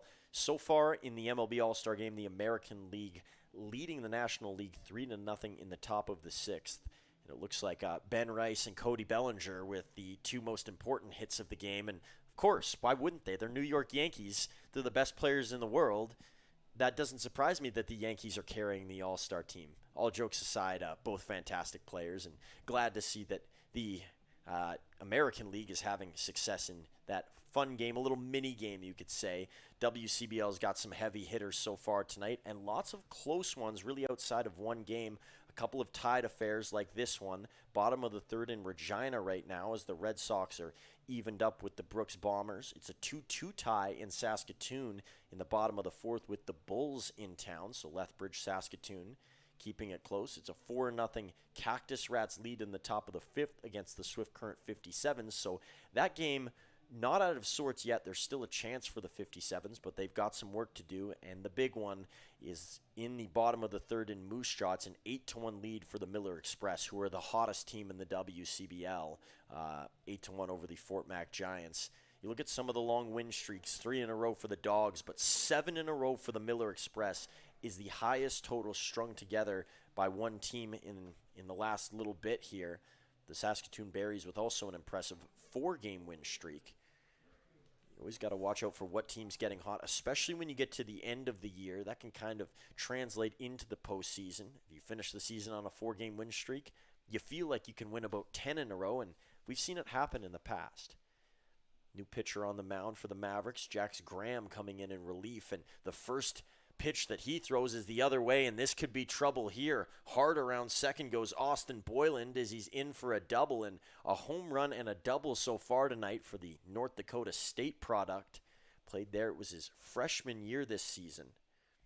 For Austin Boyland, he thought he was always going to be a hockey player, a big OHL fan, grew up just outside of Barrie in a small community of like 5,000 people called Minden, I believe is the name or how you say it. And there wasn't a baseball team in Minden. He didn't grow up on a baseball team like many of these other guys playing Little League. He was a hockey player, and during the COVID pandemic, after he broke his jaw in hockey, he said, why not give this baseball thing a try, and did a little bit of training, ramped it up.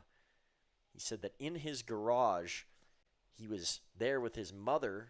She would put up a hockey net, stand behind it, and kind of throw mini bullpens, and he would hit away, and that's how it all began. And next thing you know, he's playing at almost the highest level of baseball that you can play at collegiately. You could say that it is over at North Dakota State, a Division I program.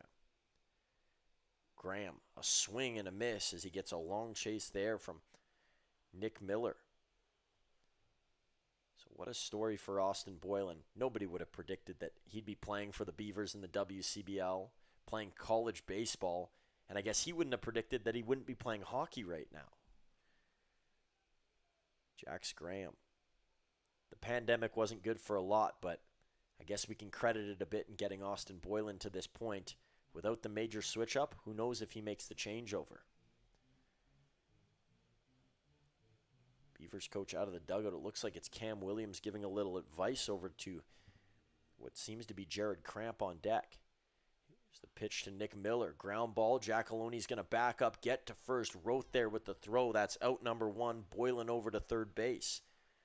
So the right move for Nick Miller is he advances the runner, and Boylan's got great speed.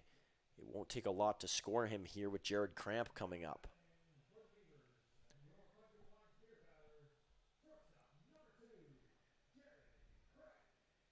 Cramp named the beer batter in-house tonight.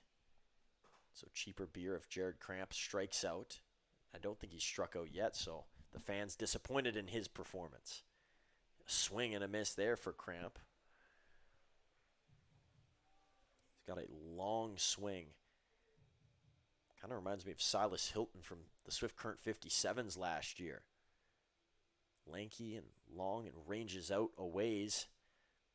And can take some big swings. There's certain pitches the guys with longer swings will chase. And I know for Hilton last year, he was hunting fastball all the time. Not sure if it's the same for Cramp here. Here's the 1-1 from Graham, and a swing and a miss again. That swing is almost so long that the umpire's got to kind of bob and weave behind the plate, making sure not to get hit with the end of the bat.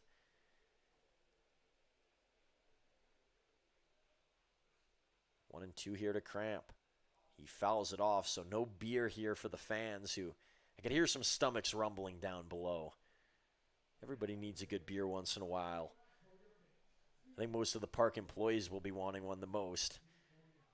Not sure if that's wrong to say on the broadcast, but after a long day, it's always refreshing. Not endorsing it at all, of course. Here's Graham. Doesn't get the call, and a little bit of a head tilt. He thought it was borderline.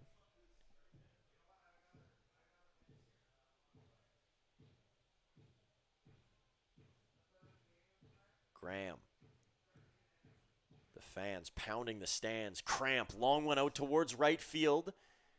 And that ball's going to just hold up in a part of the park where the ball can drift out. Austin Boylan will come across to score, and the Beavers, they have the lead on a sacrifice fly.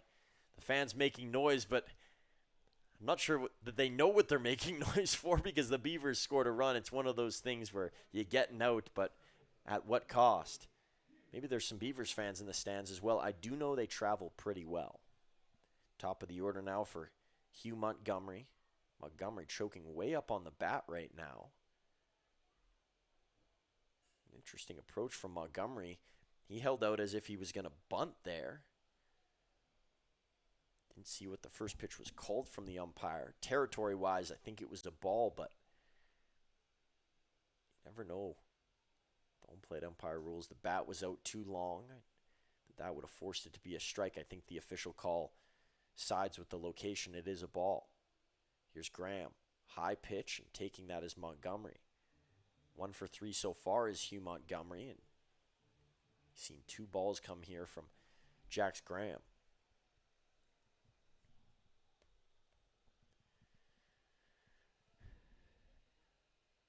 Graham, a nice and easy strike right down the middle. Graham has kind of been a one-inning specialist so far this year. Looks like he could be getting 2 in this game. Looking for another out before he exits, and a high pitch Chabot up top.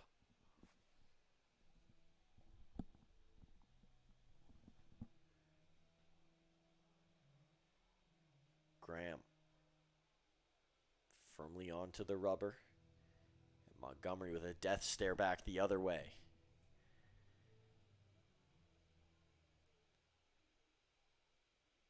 Graham called strike. A similar scenario to before. Of course, there was just the one out there, and Graham got the fly out. Looking for something big. Here's a ground ball. Nick Hill will back up, receives, darts to first. Giacalone, low one into the splits, and they get a speedy Hugh Montgomery. Looking like Altuve running down the first base line, but not in time. The Beavers, they do add 1 and take the lead here in the top of the 6th inning.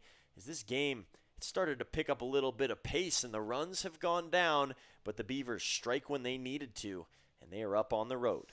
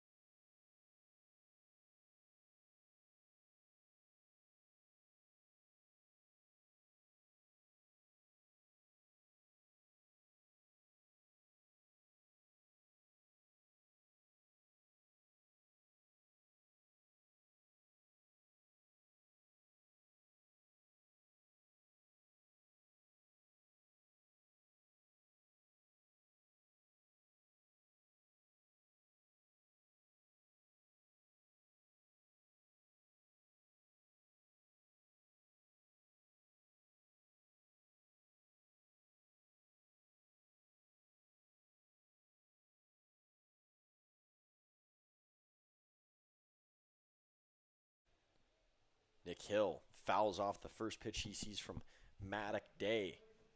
It's been an up and down day for Maddock on the mound. He has gone into the 6th inning, which is always a good sight to see, especially if you're the Beavers, but they trust their guys can go long, and they continue to prove them right. Their coaching staff must just be loving the likes of Zach Rachel and, of course, Josh Pritchard, Logan Lynch, Logan Kinter, and Adin Maddock Day. It is quite the group. This is one of the better pitching rotations that we've seen from the Beavers. This here's a high fly ball over towards center field, giving chase to the walls. Montgomery up at the wall. It is gone. Nick Hill, we are even again at 5. It's just too easy, isn't it? Nick Hill, another bomb, his 4th since joining the Mavericks. And there was an argument that he could be up for Player of the Week last week. Ethan Murdoch awarded it. Murdoch's a great player, no doubt, but welcome to the Nick Hill experience, folks. This has been a treat to watch the senior from Mid-America Christian do his thing up here in Canada. It's his first time coming to the Great White North, and he feels right at home, it seems. Pitch to Carson Chan is for a strike.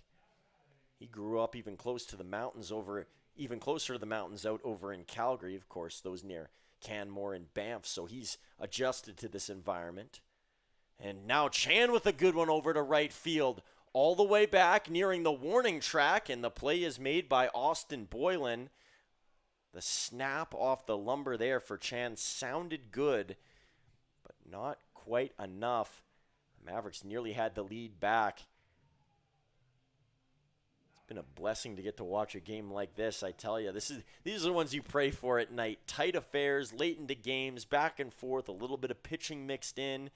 We haven't really seen any standout defensive plays, but timely hitting from both teams, and taking a strike there is Johnny Volcano in what has become now a 5-5 game. Matic Day. Approach stays the same. The only real emotion we saw from Day was after the first inning.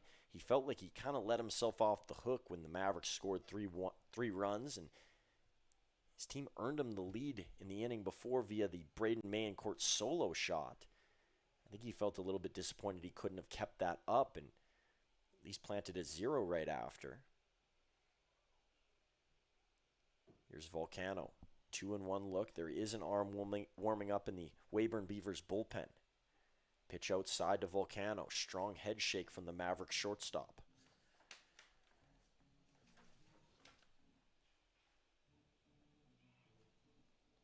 Day. Glove just under the eyes. Here comes the 3-1. Volcano saw it go by as a strike, was waiting for that. Things kind of on pause over in the Beavers bullpen. It's Bill Hosegood who's warming up, the Radisson, Saskatchewan product. This fouled off by Johnny Volcano. Volcano will take a second to stare at the bat. Matic Day is always ready. Both him and Cody Myers very on time on the mound. Volcano right up the middle and in for a base hit, and now the Mavs have one back on here. Still just the one out, and it will send up Jamel Chabot, who reached last time. And out of the dugout comes one of the Weyburn Beavers coaches. And Matic Day, I think this will just be a conversation for now. I don't think that Bill Hosegood is ready down in the bullpen. There's two Hosegoods on the Weyburn Beavers roster. The other one, Ben Hosegood, who's a pitcher/infielder. And they go to two completely different places. Bill's spending his year at the University of Calgary, and the younger of the two Hosegood brothers, Ben, at Colby Community College.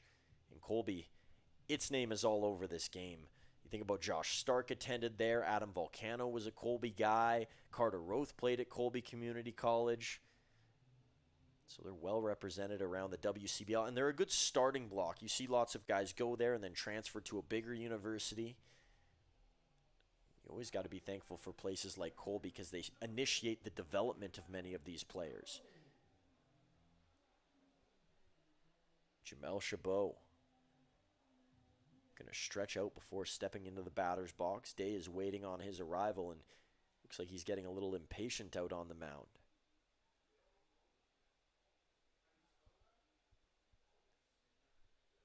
Here's Day. Chabot pulls that towards the dugout. Bill Hosegood, it's his first year in the WCBL. For his brother Ben, however, he was with the Saskatoon Berries in 2025. I think he got into one game there, and he's the younger of the two. He was an affiliate on their roster. Chabot taking off his Volcano. He got a late jump, and he still sneaks in there. Fortunate for Johnny Volcano, a long ways to go, and you can see him throwing up the T motion down over at second base. So Volcano, a dirty uniform, but that will pay off if you play in the mud. Sometimes you can find gold. Here's Day.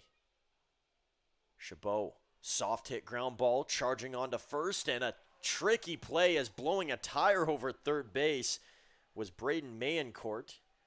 Struggling to get back to the ball for a moment there. Good coverage by Jared Cramp. So So there'll be runners on the corners for Eric Calder with just the one out.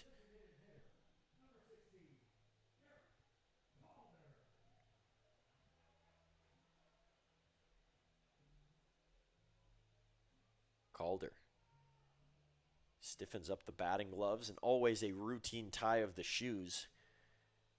Always right up in front of the batter's box is Calder. And not up front as closer to the pitcher, but closer to the plate. He's actually way further back if you're going to go at it from the other angle. First pitch, a ball here from Day. Pitching intensifies over there from Hosegood. Hosegood's got one of the most unique deliveries you'll see. It's the way the ball comes out that is so fun to watch, a loopiness in his arm action. Here's Day. Calder with a stiff swing, and it'll be 1-1 here. I think Robert Gurney was calling time. He's down to one knee here. Now Maddock Day will get some new balls from the home plate umpire.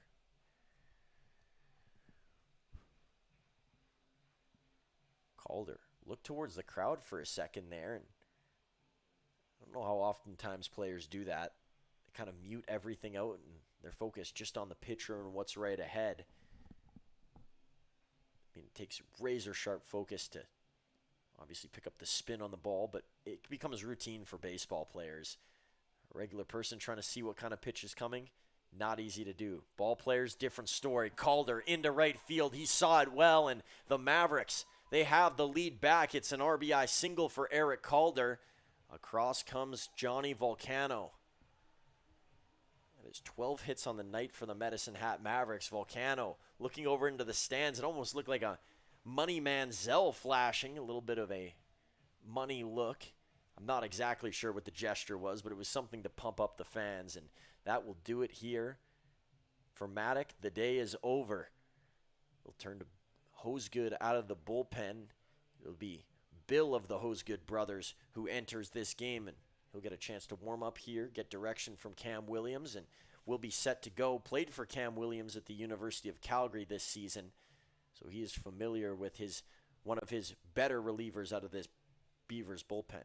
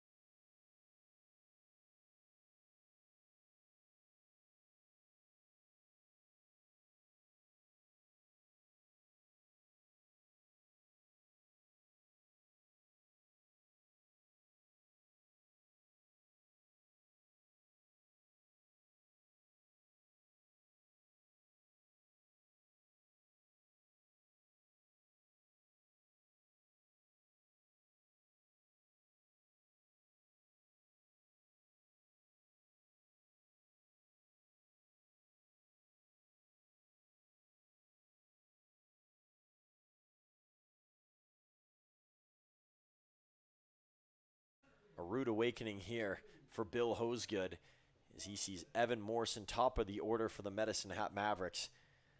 I'm not sure how John Pretty does it when he's commentating for the Beavers, not getting the Hosegoods mixed up. When you have someone with the same last name and the same first letter of their first name, that is so confusing, and I'm sure the two got confused a lot growing up.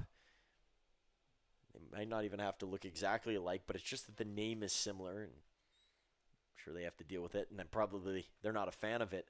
So we'll make sure that we get Bill's name right for a majority of this game. Bill Hosegood, a junior at the University of Calgary. Mentioned his brother's a freshman.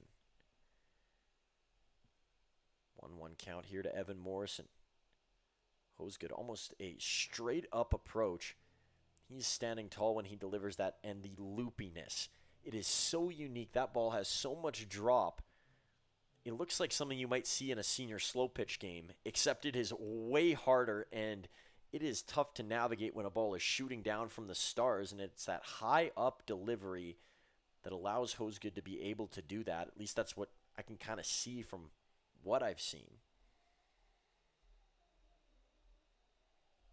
Runners on the corners for the Mavericks. Morrison waits, takes the strike.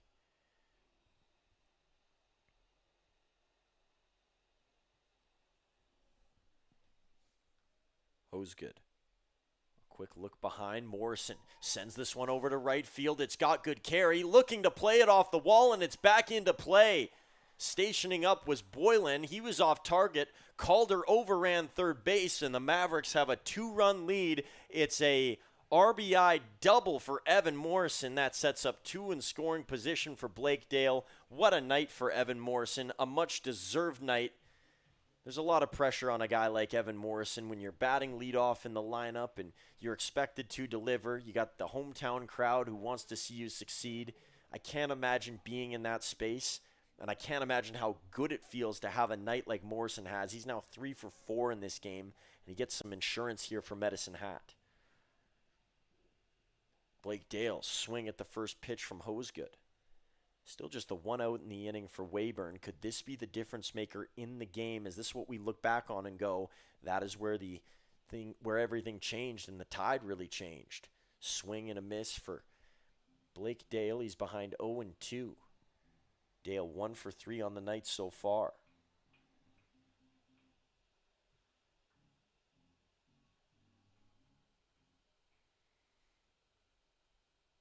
Hosgood tries the same pitch on the outer half, no swing, and a big North Carolina Tar Heels fan is Blake Dale.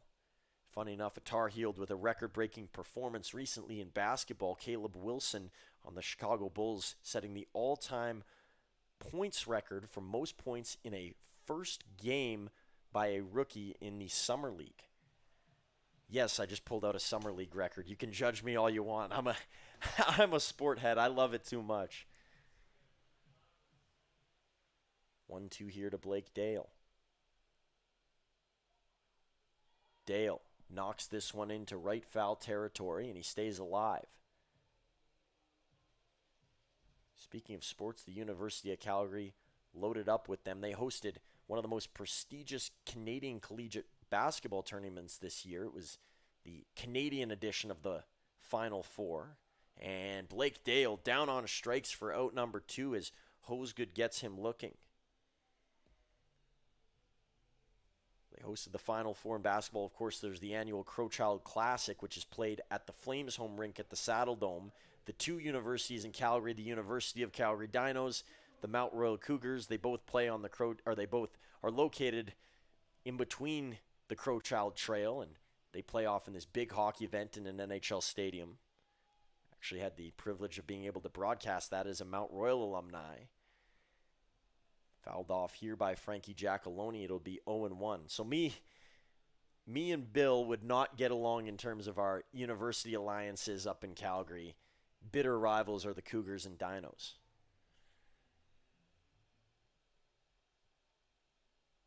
Two in scoring position for Frankie Giacalone. Had a big hit in a similar spot yesterday, and he gets under it here. An uppercut to the ball as it's foul.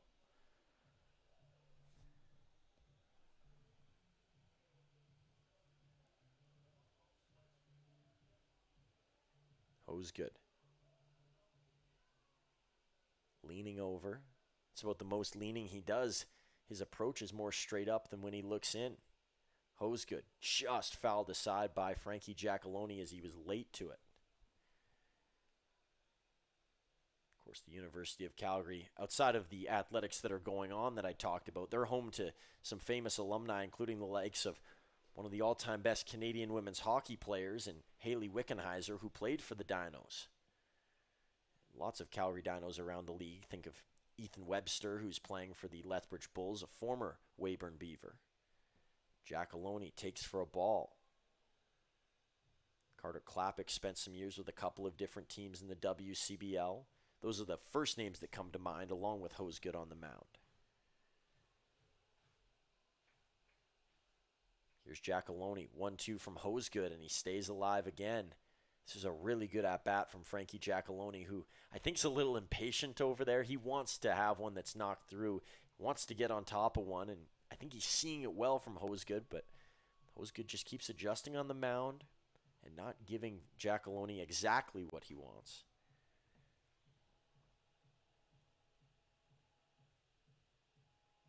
Giacalone just about ready to go. Staring off into that navy jersey of Bill Hosegood, which matches the night sky. Pitch outside. That's often kind of a telltale sign that rain is on the way. And I think off to the right-hand side of Medicine Hat, there could be some showers. I guess from my perspective, it would be the left-hand side.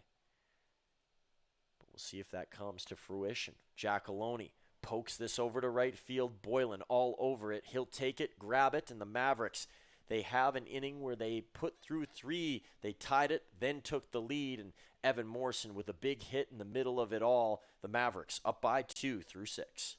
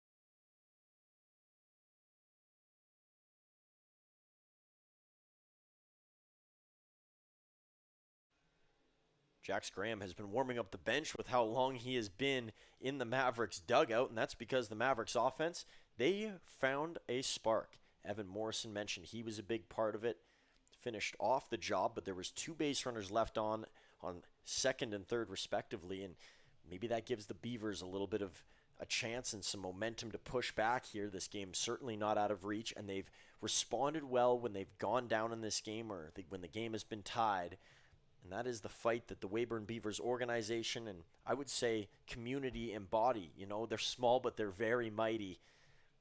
You know, so many great volunteers that make the Weyburn Beavers what they are, pitching in any way possible. Nobody has just one job. You don't wear one hat if you work for either the Weyburn Red Wings, which is their SJHL team, or the Weyburn Beavers. It's all hands on deck. And, you know, you think that running an organization is always smooth? Try again. That's the wrong answer. It's anything but that. Weyburn's had some tough years where they've missed the postseason and haven't been in it towards the end. Lower attendance with being a smaller community, but they work away. Here's Graham. Works another inning and drops in a strike to Ryan Daphne. Ryan Daphne's gotten to witness it all over his now 5 years with the Weyburn Beavers. There's not a lot of guys that have spent that amount of time with one place. The only other I can think of in the league is the Okotoks Dogs' Ricky Sanchez. 1-1 now to Daphne. Think about Connor Croson and Nash Kroll. They have been in Okotoks for less time than Ryan Daphne has been in Weyburn. That's almost incredible. Those two seem like 2 of the oldest players in the league. Here's Daphne. High one over to right field. Good jump on the play. Ranging all the way out towards foul grounds is Blake Dale, and he makes the grab for out number 1. That is a huge bullet to dodge if you're Jax Graham and the Mavs. It brings up Braden Mayencourt. Mayencourt's played pretty well at third base tonight, and the bat has been working as well. 2 for 3 on the day.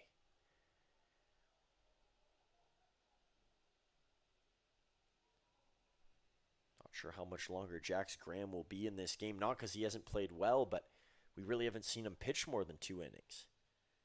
Graham, hot shot, Volcano. Picks that one up in the heart of the glove. Over to first base, Giacalone with the extra grab, and that'll be the second out. Can't hit a ball any harder than that if you're Braden Mayencourt. There had been weaker contact that had gotten through for him tonight. I'm not talking about the home run, but his shot over into right field before, it did not have the zip that that one did. And here comes Anthony Cortese, his last 2 plate appearances. I'm sure he hasn't been a fan of either, but his first, he obviously got on with a hit. Cortese, first pitch strike. Couple of strikeouts on the day for Cortese. Jax Graham, not even at the 30 pitch mark yet. 22 on the game, 14 of which have been strikes.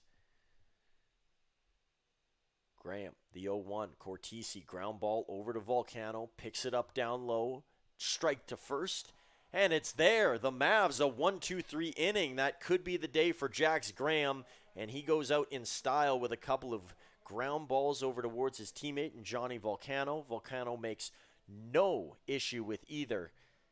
And the Mavs put up a 0 after taking the lead. It's something they've been hoping to get to, and they finish at least a mini job here in the middle of this one.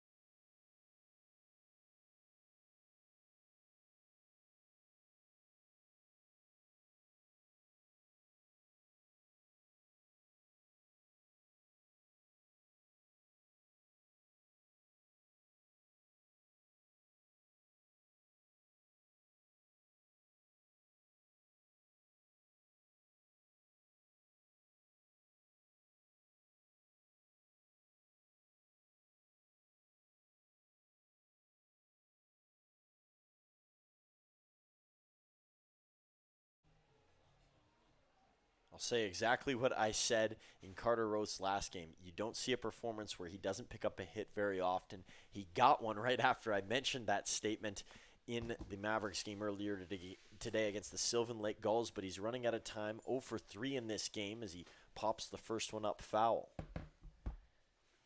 It is his first look at Bill Hosegood tonight. Hosegood giving up a couple of runs in the last, and Maddock Day had his fair share of peaks and valleys. Hosegood, an okay start, but not what he was hoping for. And here goes Roth. Floater towards first base and an easy out made on that side by Nick Miller. So one down for the Mavericks, who are 6 outs away from taking this against the Weyburn Beavers. A big part of that, the performance from Nick Hill. 3 for 3 in this game. Bit of a slower last game. Didn't really matter. He was just waiting for the day to go on and the sun to go down, and that's when he has rose and played at his best. Hosegood, Miller, no swing, takes an outside pitch for ball 1.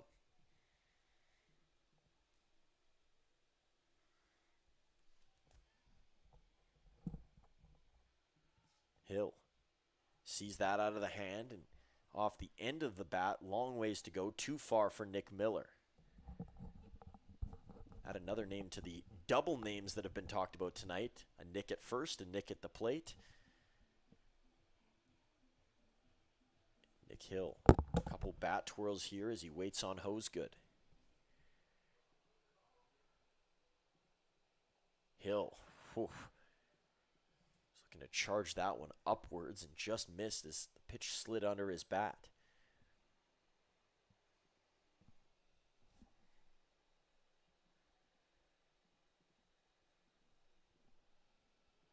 Hill fouls that one off and just down the third baseline foul.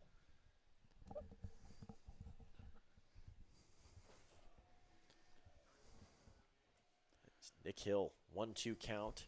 Perfect timing for a guy who spoke very highly of Nick Hill. James Tubb back with me in the booth. James, can you believe we're watching it again? No, I can't. The double home run performance, I was waiting there for a third one, maybe see if that was in the zone. But it's incredible what he's doing. And do you think he's finally found his timing? Oh, I think he had his timing from the start, James. Ho's good. Hill upward into the sky. This one does not have the power that the last couple have had. Of course, I think fans and everybody out there who loves baseball wants to see a 3-home run night. The last time it was done in this building, Ethan Menard last year against Saskatchewan, I believe that is correct. And Nick Hill wanting to join the rare 3-home run club at Athletic Park, but maybe short-lived here. I'm not sure if we will see him again. Limited time left in this game, being in the bottom of 7. 2 out now for Carson Chan. Ho's good. Small leg kick, misses away.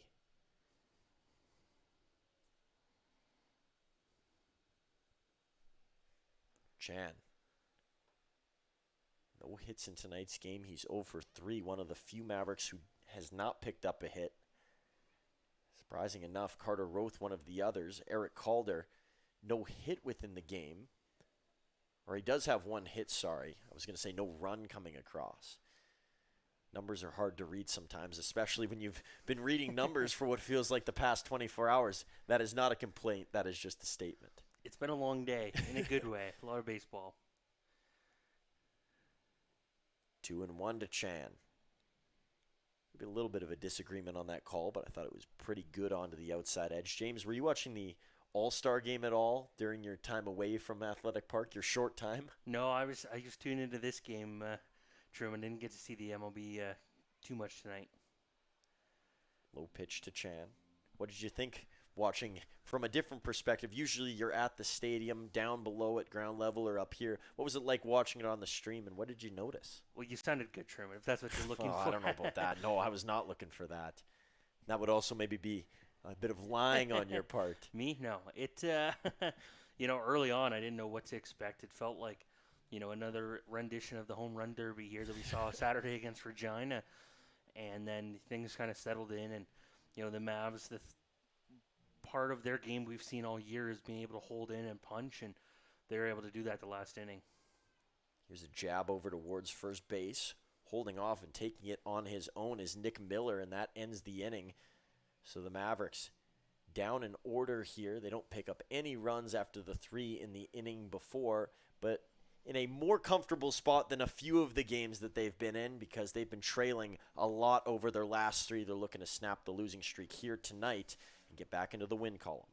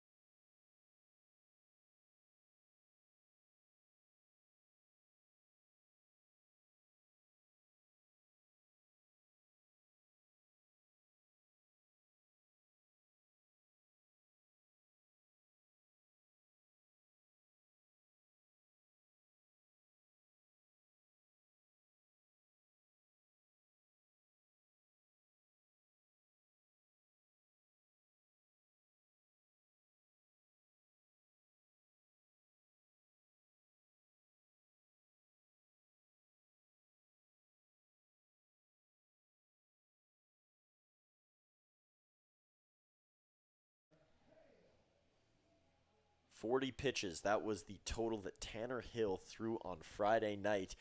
He is in to relieve. I'm not sure if it's a 2-inning thing or if he's just going to be in for the top of the 8th, but he will get at least one spot, probably get to see, obviously at a minimum, 3 batters. How much energy does Tanner Hill have left? When you log a day like that, sometimes, even if a couple of days pass in between, it takes a while to recover.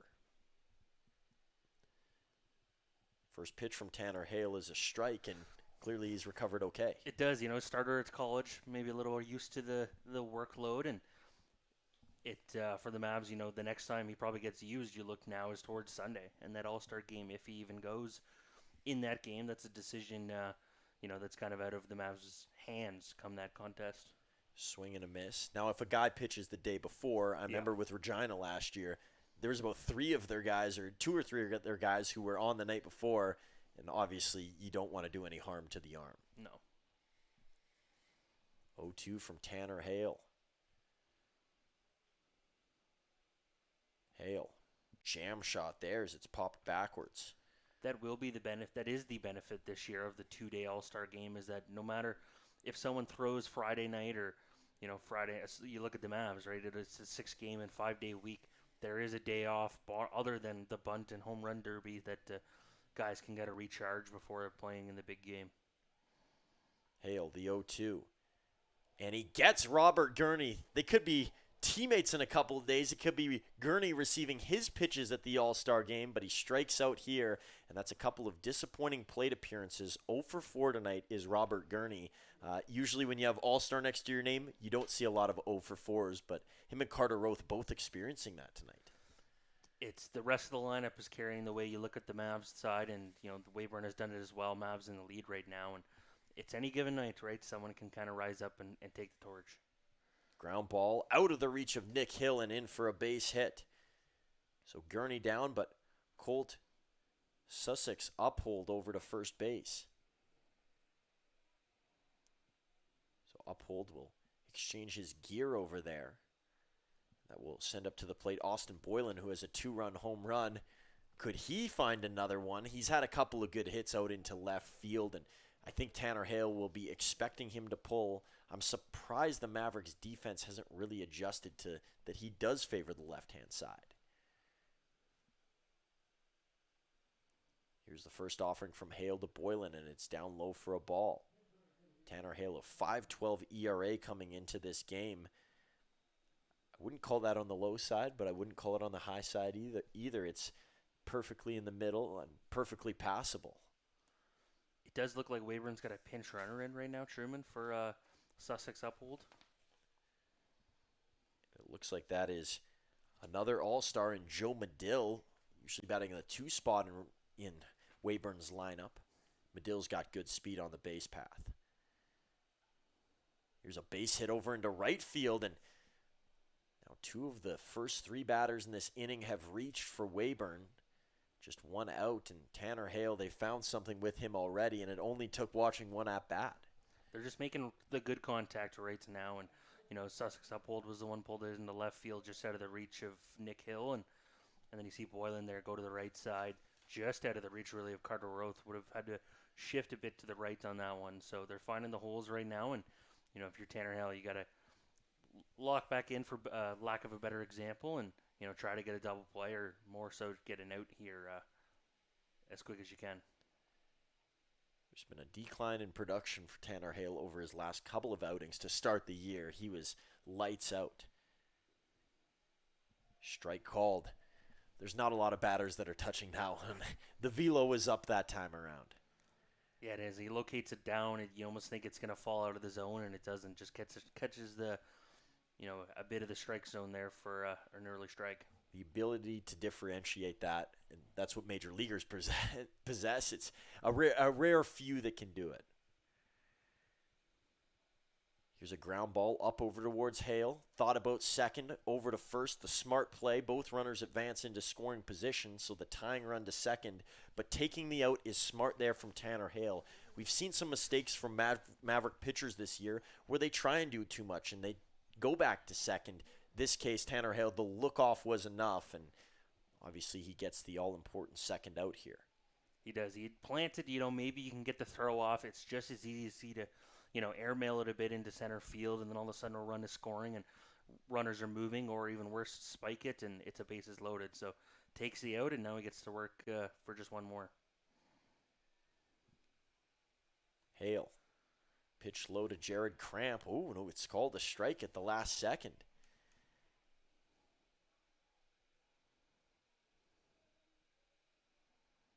Hale shakes off the first. Long decision to be made on the second. He'll settle on it. Hill unloads to Cramp, and he was behind it, fouled it back to the netting. That's what you want to do. You want to start the next batter off 0-2 in a situation where there's runners behind you, because now the pressure's all on Cramp. Kind of turn the tables. With runners in scoring position, usually it's always on the pitcher. Different look now for Hale, and he's dug himself out of a bit of a hole. Can he get to the very top and crawl out? High pitch here to Jamel Chabot. One outside of the zone, seeing if Cramp would bite. You don't want to give him anything too good. You're still in control. One ball, two strikes here. For Hale, you just don't, with that tying run on second, you want to make sure if it's going to be hit, it's, there's not good contact on it. Hale stretches. Cramp flies this one up. Long way to go for Nick Hill. Volcano's over there as well. Hill's going to range and grab it, and that is not an easy play. Fading away, a little back shoulder action, and Tanner Hale gets out of trouble. A runner on third, a runner on second. Both remain, and the Mavs lead still intact. They're up by 2.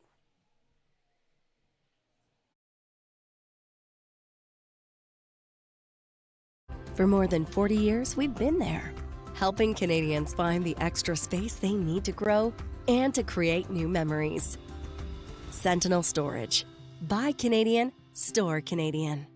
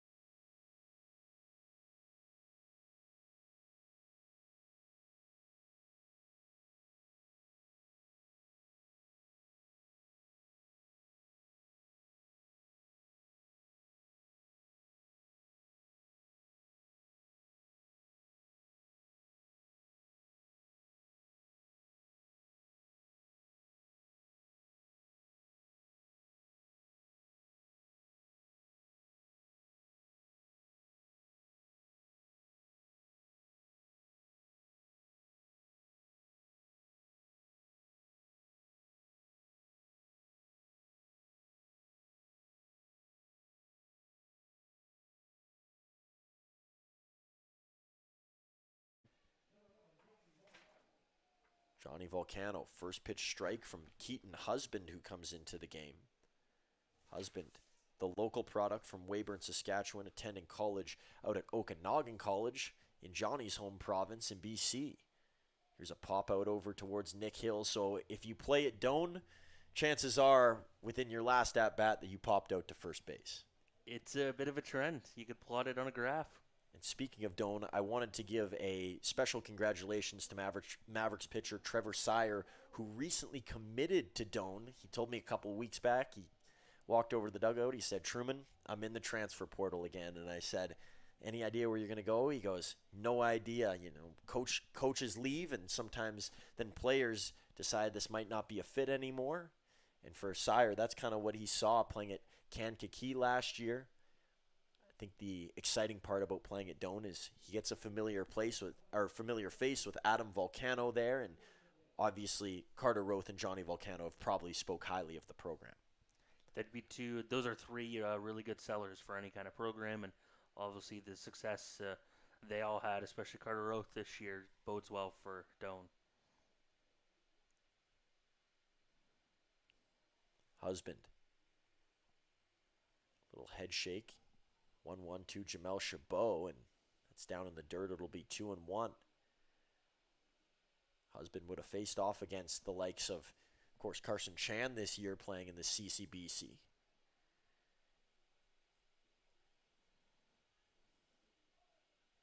Husband kicks, deals.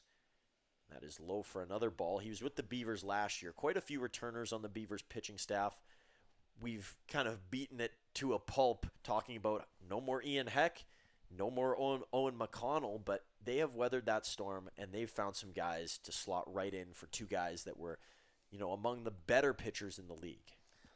And that returning core, it don't have to teach the legacy as much and, the goals and what objectives of what the Weyburn Beavers are looking for from their players. You have the returners to pass that on. We've seen that here in Medicine Hat, and the Mavs have, embarrassment of riches with that, with a guy like Johnny Volcano. So it sets the tone really from day one. Oof.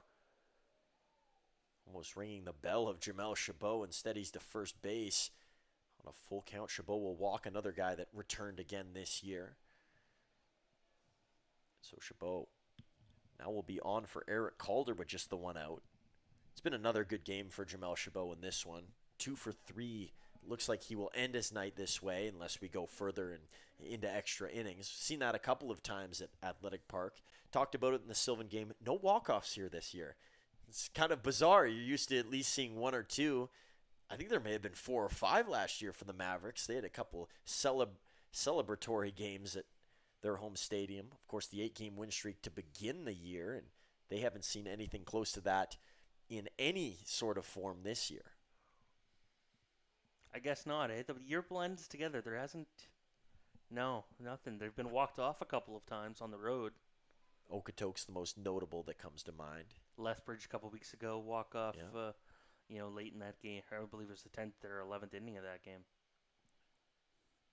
Husband leans down, pitch dips down for a ball. Yeah, shout out to Aiden Krause in the Okotoks Dogs game, and Connor Croson. It was a home run to tie it from Croson, and then Krause with the finishing touches. For a guy that was more of a utility piece, put him in the outfield, see where he can fit. He has emerged this year. He's found another gear. 1-1 look to Calder. That same pull over to right field, and it's going to land right in the backyard of Austin Boylan again.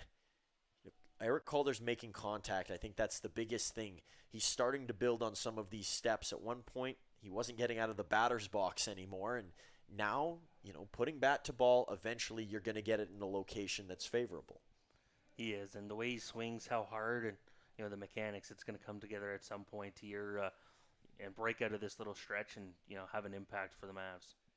Evan Morrison, 3 for 4 tonight, one of his best games of the season, and he sees Keaton Husband for the first time.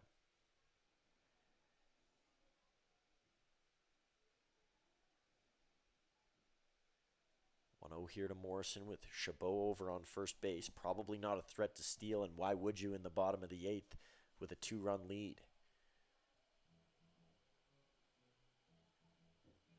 Husband off on the first 2 pitches. It's 2-0.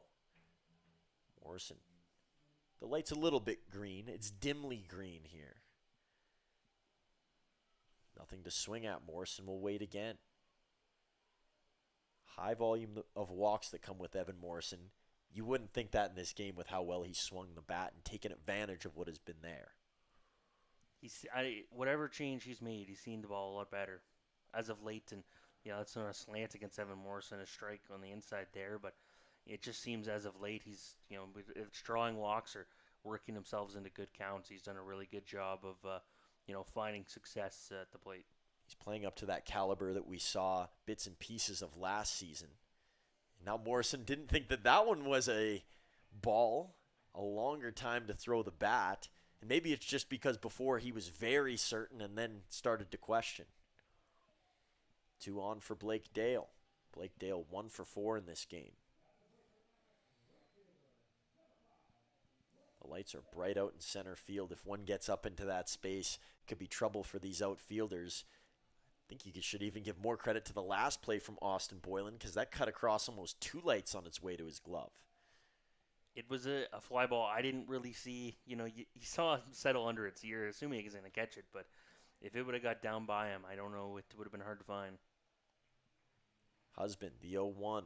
Dale, a swing and a miss. Talked to Mavericks assistant coach David Dell, and he was in outfield here. He said, there is nothing harder than trying to track a ball in the lights. And he said, the lights up here, for whatever reason, it's even harder when you're playing in Canada and playing at this park. They keep the lights fresh up there. There's not many burnt ones as Dale will pop this up. It's over into left field, not far enough for the lights to have any impact, and that is the 3rd out of the bottom of the 8th. The Mavericks, they leave 2 on, Chabot being 1, Morrison the other. The pop out by Blake Dale. Medicine Hat looking to close this one out, split the day here on doubleheader day in Medicine Hat. It has been a marathon of all marathons. The Gulls came in, they flew in rather, and it wasn't a long stop. They were right on their way back with a 10-0 win through 8. And now you get Weyburn here today, a much different feel to the game because of what the divisional rivalry kind of represents, and that the Mavericks have a chance to clinch, I believe, the season series over them, which gives them the auto tiebreaker in the standings if they are tied at the end of the year with the Beavers. Which would be really important. Looking now, it's Regina and Weyburn tied for that 4 spot. So who knows who's going to come out of that? And the Mavs sitting in 3rd. It's likely going to they would maybe have to fend off, a 4 team if they can rise up. So season series tiebreaker goes a long way. All-Star break Saturday. It's amazing how quickly this season's flown by. Yeah, it is unbelievable. And I think what has made it a little quicker is how many games have been postponed in some ways and then lumped together. You think about the last month, the Mavericks had this kind of herky-jerky schedule where there was a couple of games, road game, off day, and now you get into a month that is jam-packed. I mean, they're flooded with contests, especially at home. Over the next 2 weeks, it'll be kind of the most bottlenecked part of the season with home games. It is. There's 2 more this week and then 4 next week. Really, there's not many left, Truman, on the schedule for the Mavs home game-wise. You look at there's 8 left on the season, and then they also play 9 road games. So it's split evenly, but it feels it's jam-packed on the 2 side, and they end the season with a 3-game road trip. And some important things to note, division-wise, the Swift Current 57's currently losing 5-0 to Energy City in the top of 7. And the Regina Red Sox in the bottom of the 6th at home. They're down by 2 to the Brooks Bombers. Brooks losing both games to Medicine Hat so far this year. Those 2 Brooks games are the only cross-division games that the Mavericks have won. They were swept by the Gulls, lost 1 to Lethbridge, lost 1 to Okotoks, and then swept by both Energy City and Fort... Oh, no, they did get the one against Fort Mac. 0-2 count is Tanner Hale hopping right out in front, not scared of the moment here.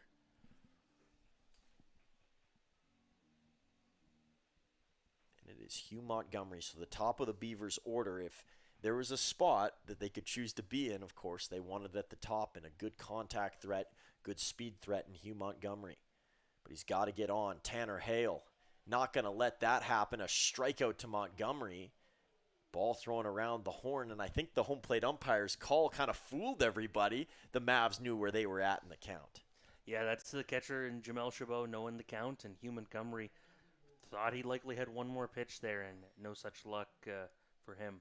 I remember there was a clip in a Padres game years ago where there was actually a 4-strike at bat. The home plate umpire must have just forgot the count. And you think at that level, with all the technology and people watching the game, how that wouldn't be noticed, but it's spur of the moment, and it got let go on the grandest stage. Fortunately for the Mavs, that didn't happen in this case. 1-0 here to Ryan Doffney. It's The two long-standing Beavers, Dauphney and Mayencourt, who will come up in the next two spots. Beavers need base runners. All-important first start out obtained by Hale. He's behind 2-0 here. There's nobody warming up behind him. The Mavericks have tried to go with this approach to relieve some pressure from their relievers. You don't want to feel like someone's right at your back chasing you off the mound. You want a bit of freeness, and they've granted that to Hale. Here's the pitch from Hale, a swing and a miss from Dauphney.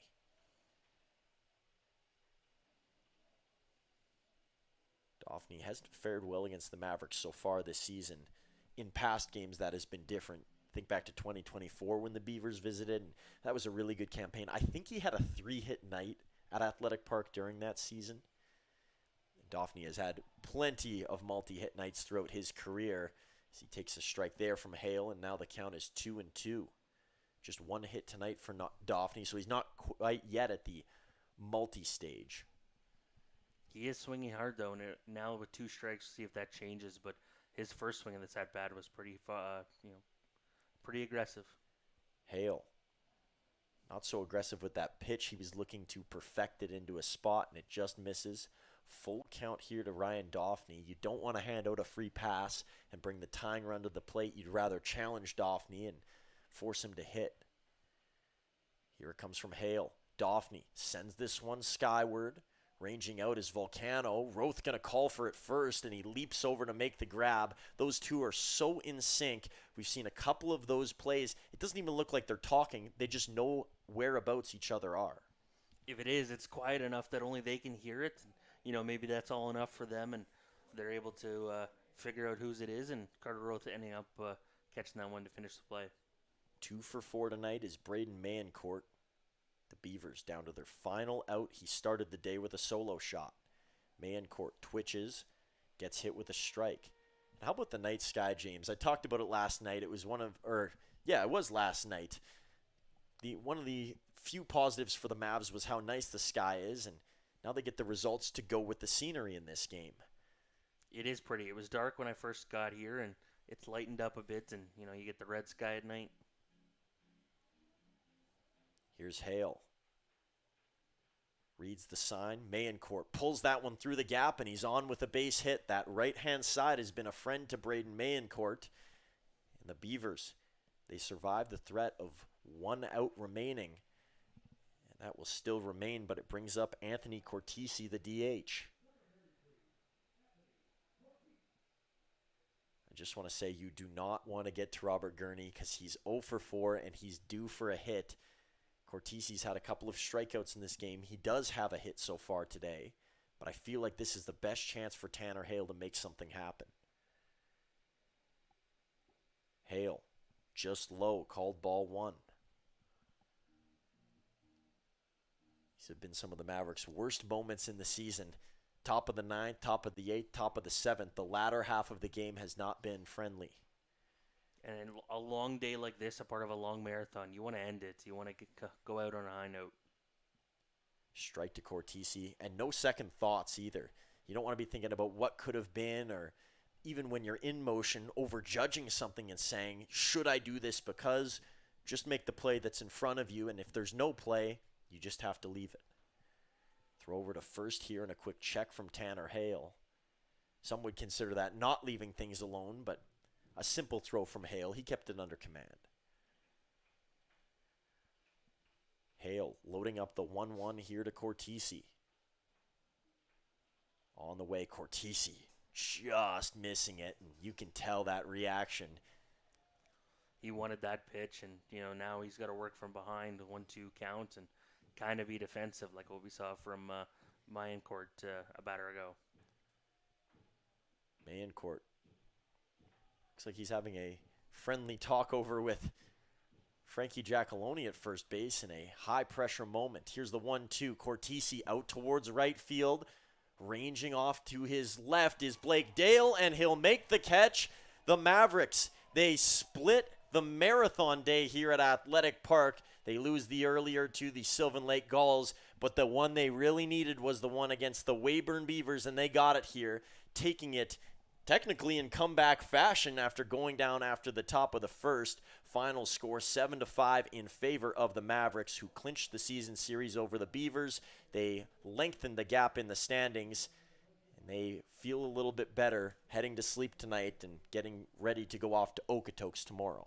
Yeah, it's going to make the bus ride a lot nicer to Okotoks tomorrow, and just to come off a win, split the day, and as you said, you win the important one, the divisional matchup, and just spread some things out in that East Division and in their favor. And now you look at tonight, only 3 pitchers used.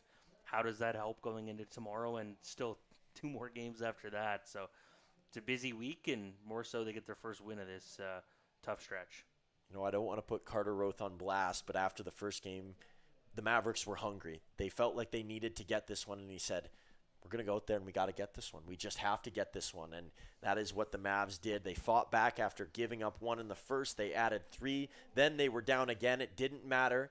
They did not squander at all. No matter what hole they were put in, they were able to crawl out of it and then bury the Beavers in the end. Final score 7-5 here on Flow Sports. As we thank you for joining us once again. James Tubb alongside me. My name is Truman Bartman.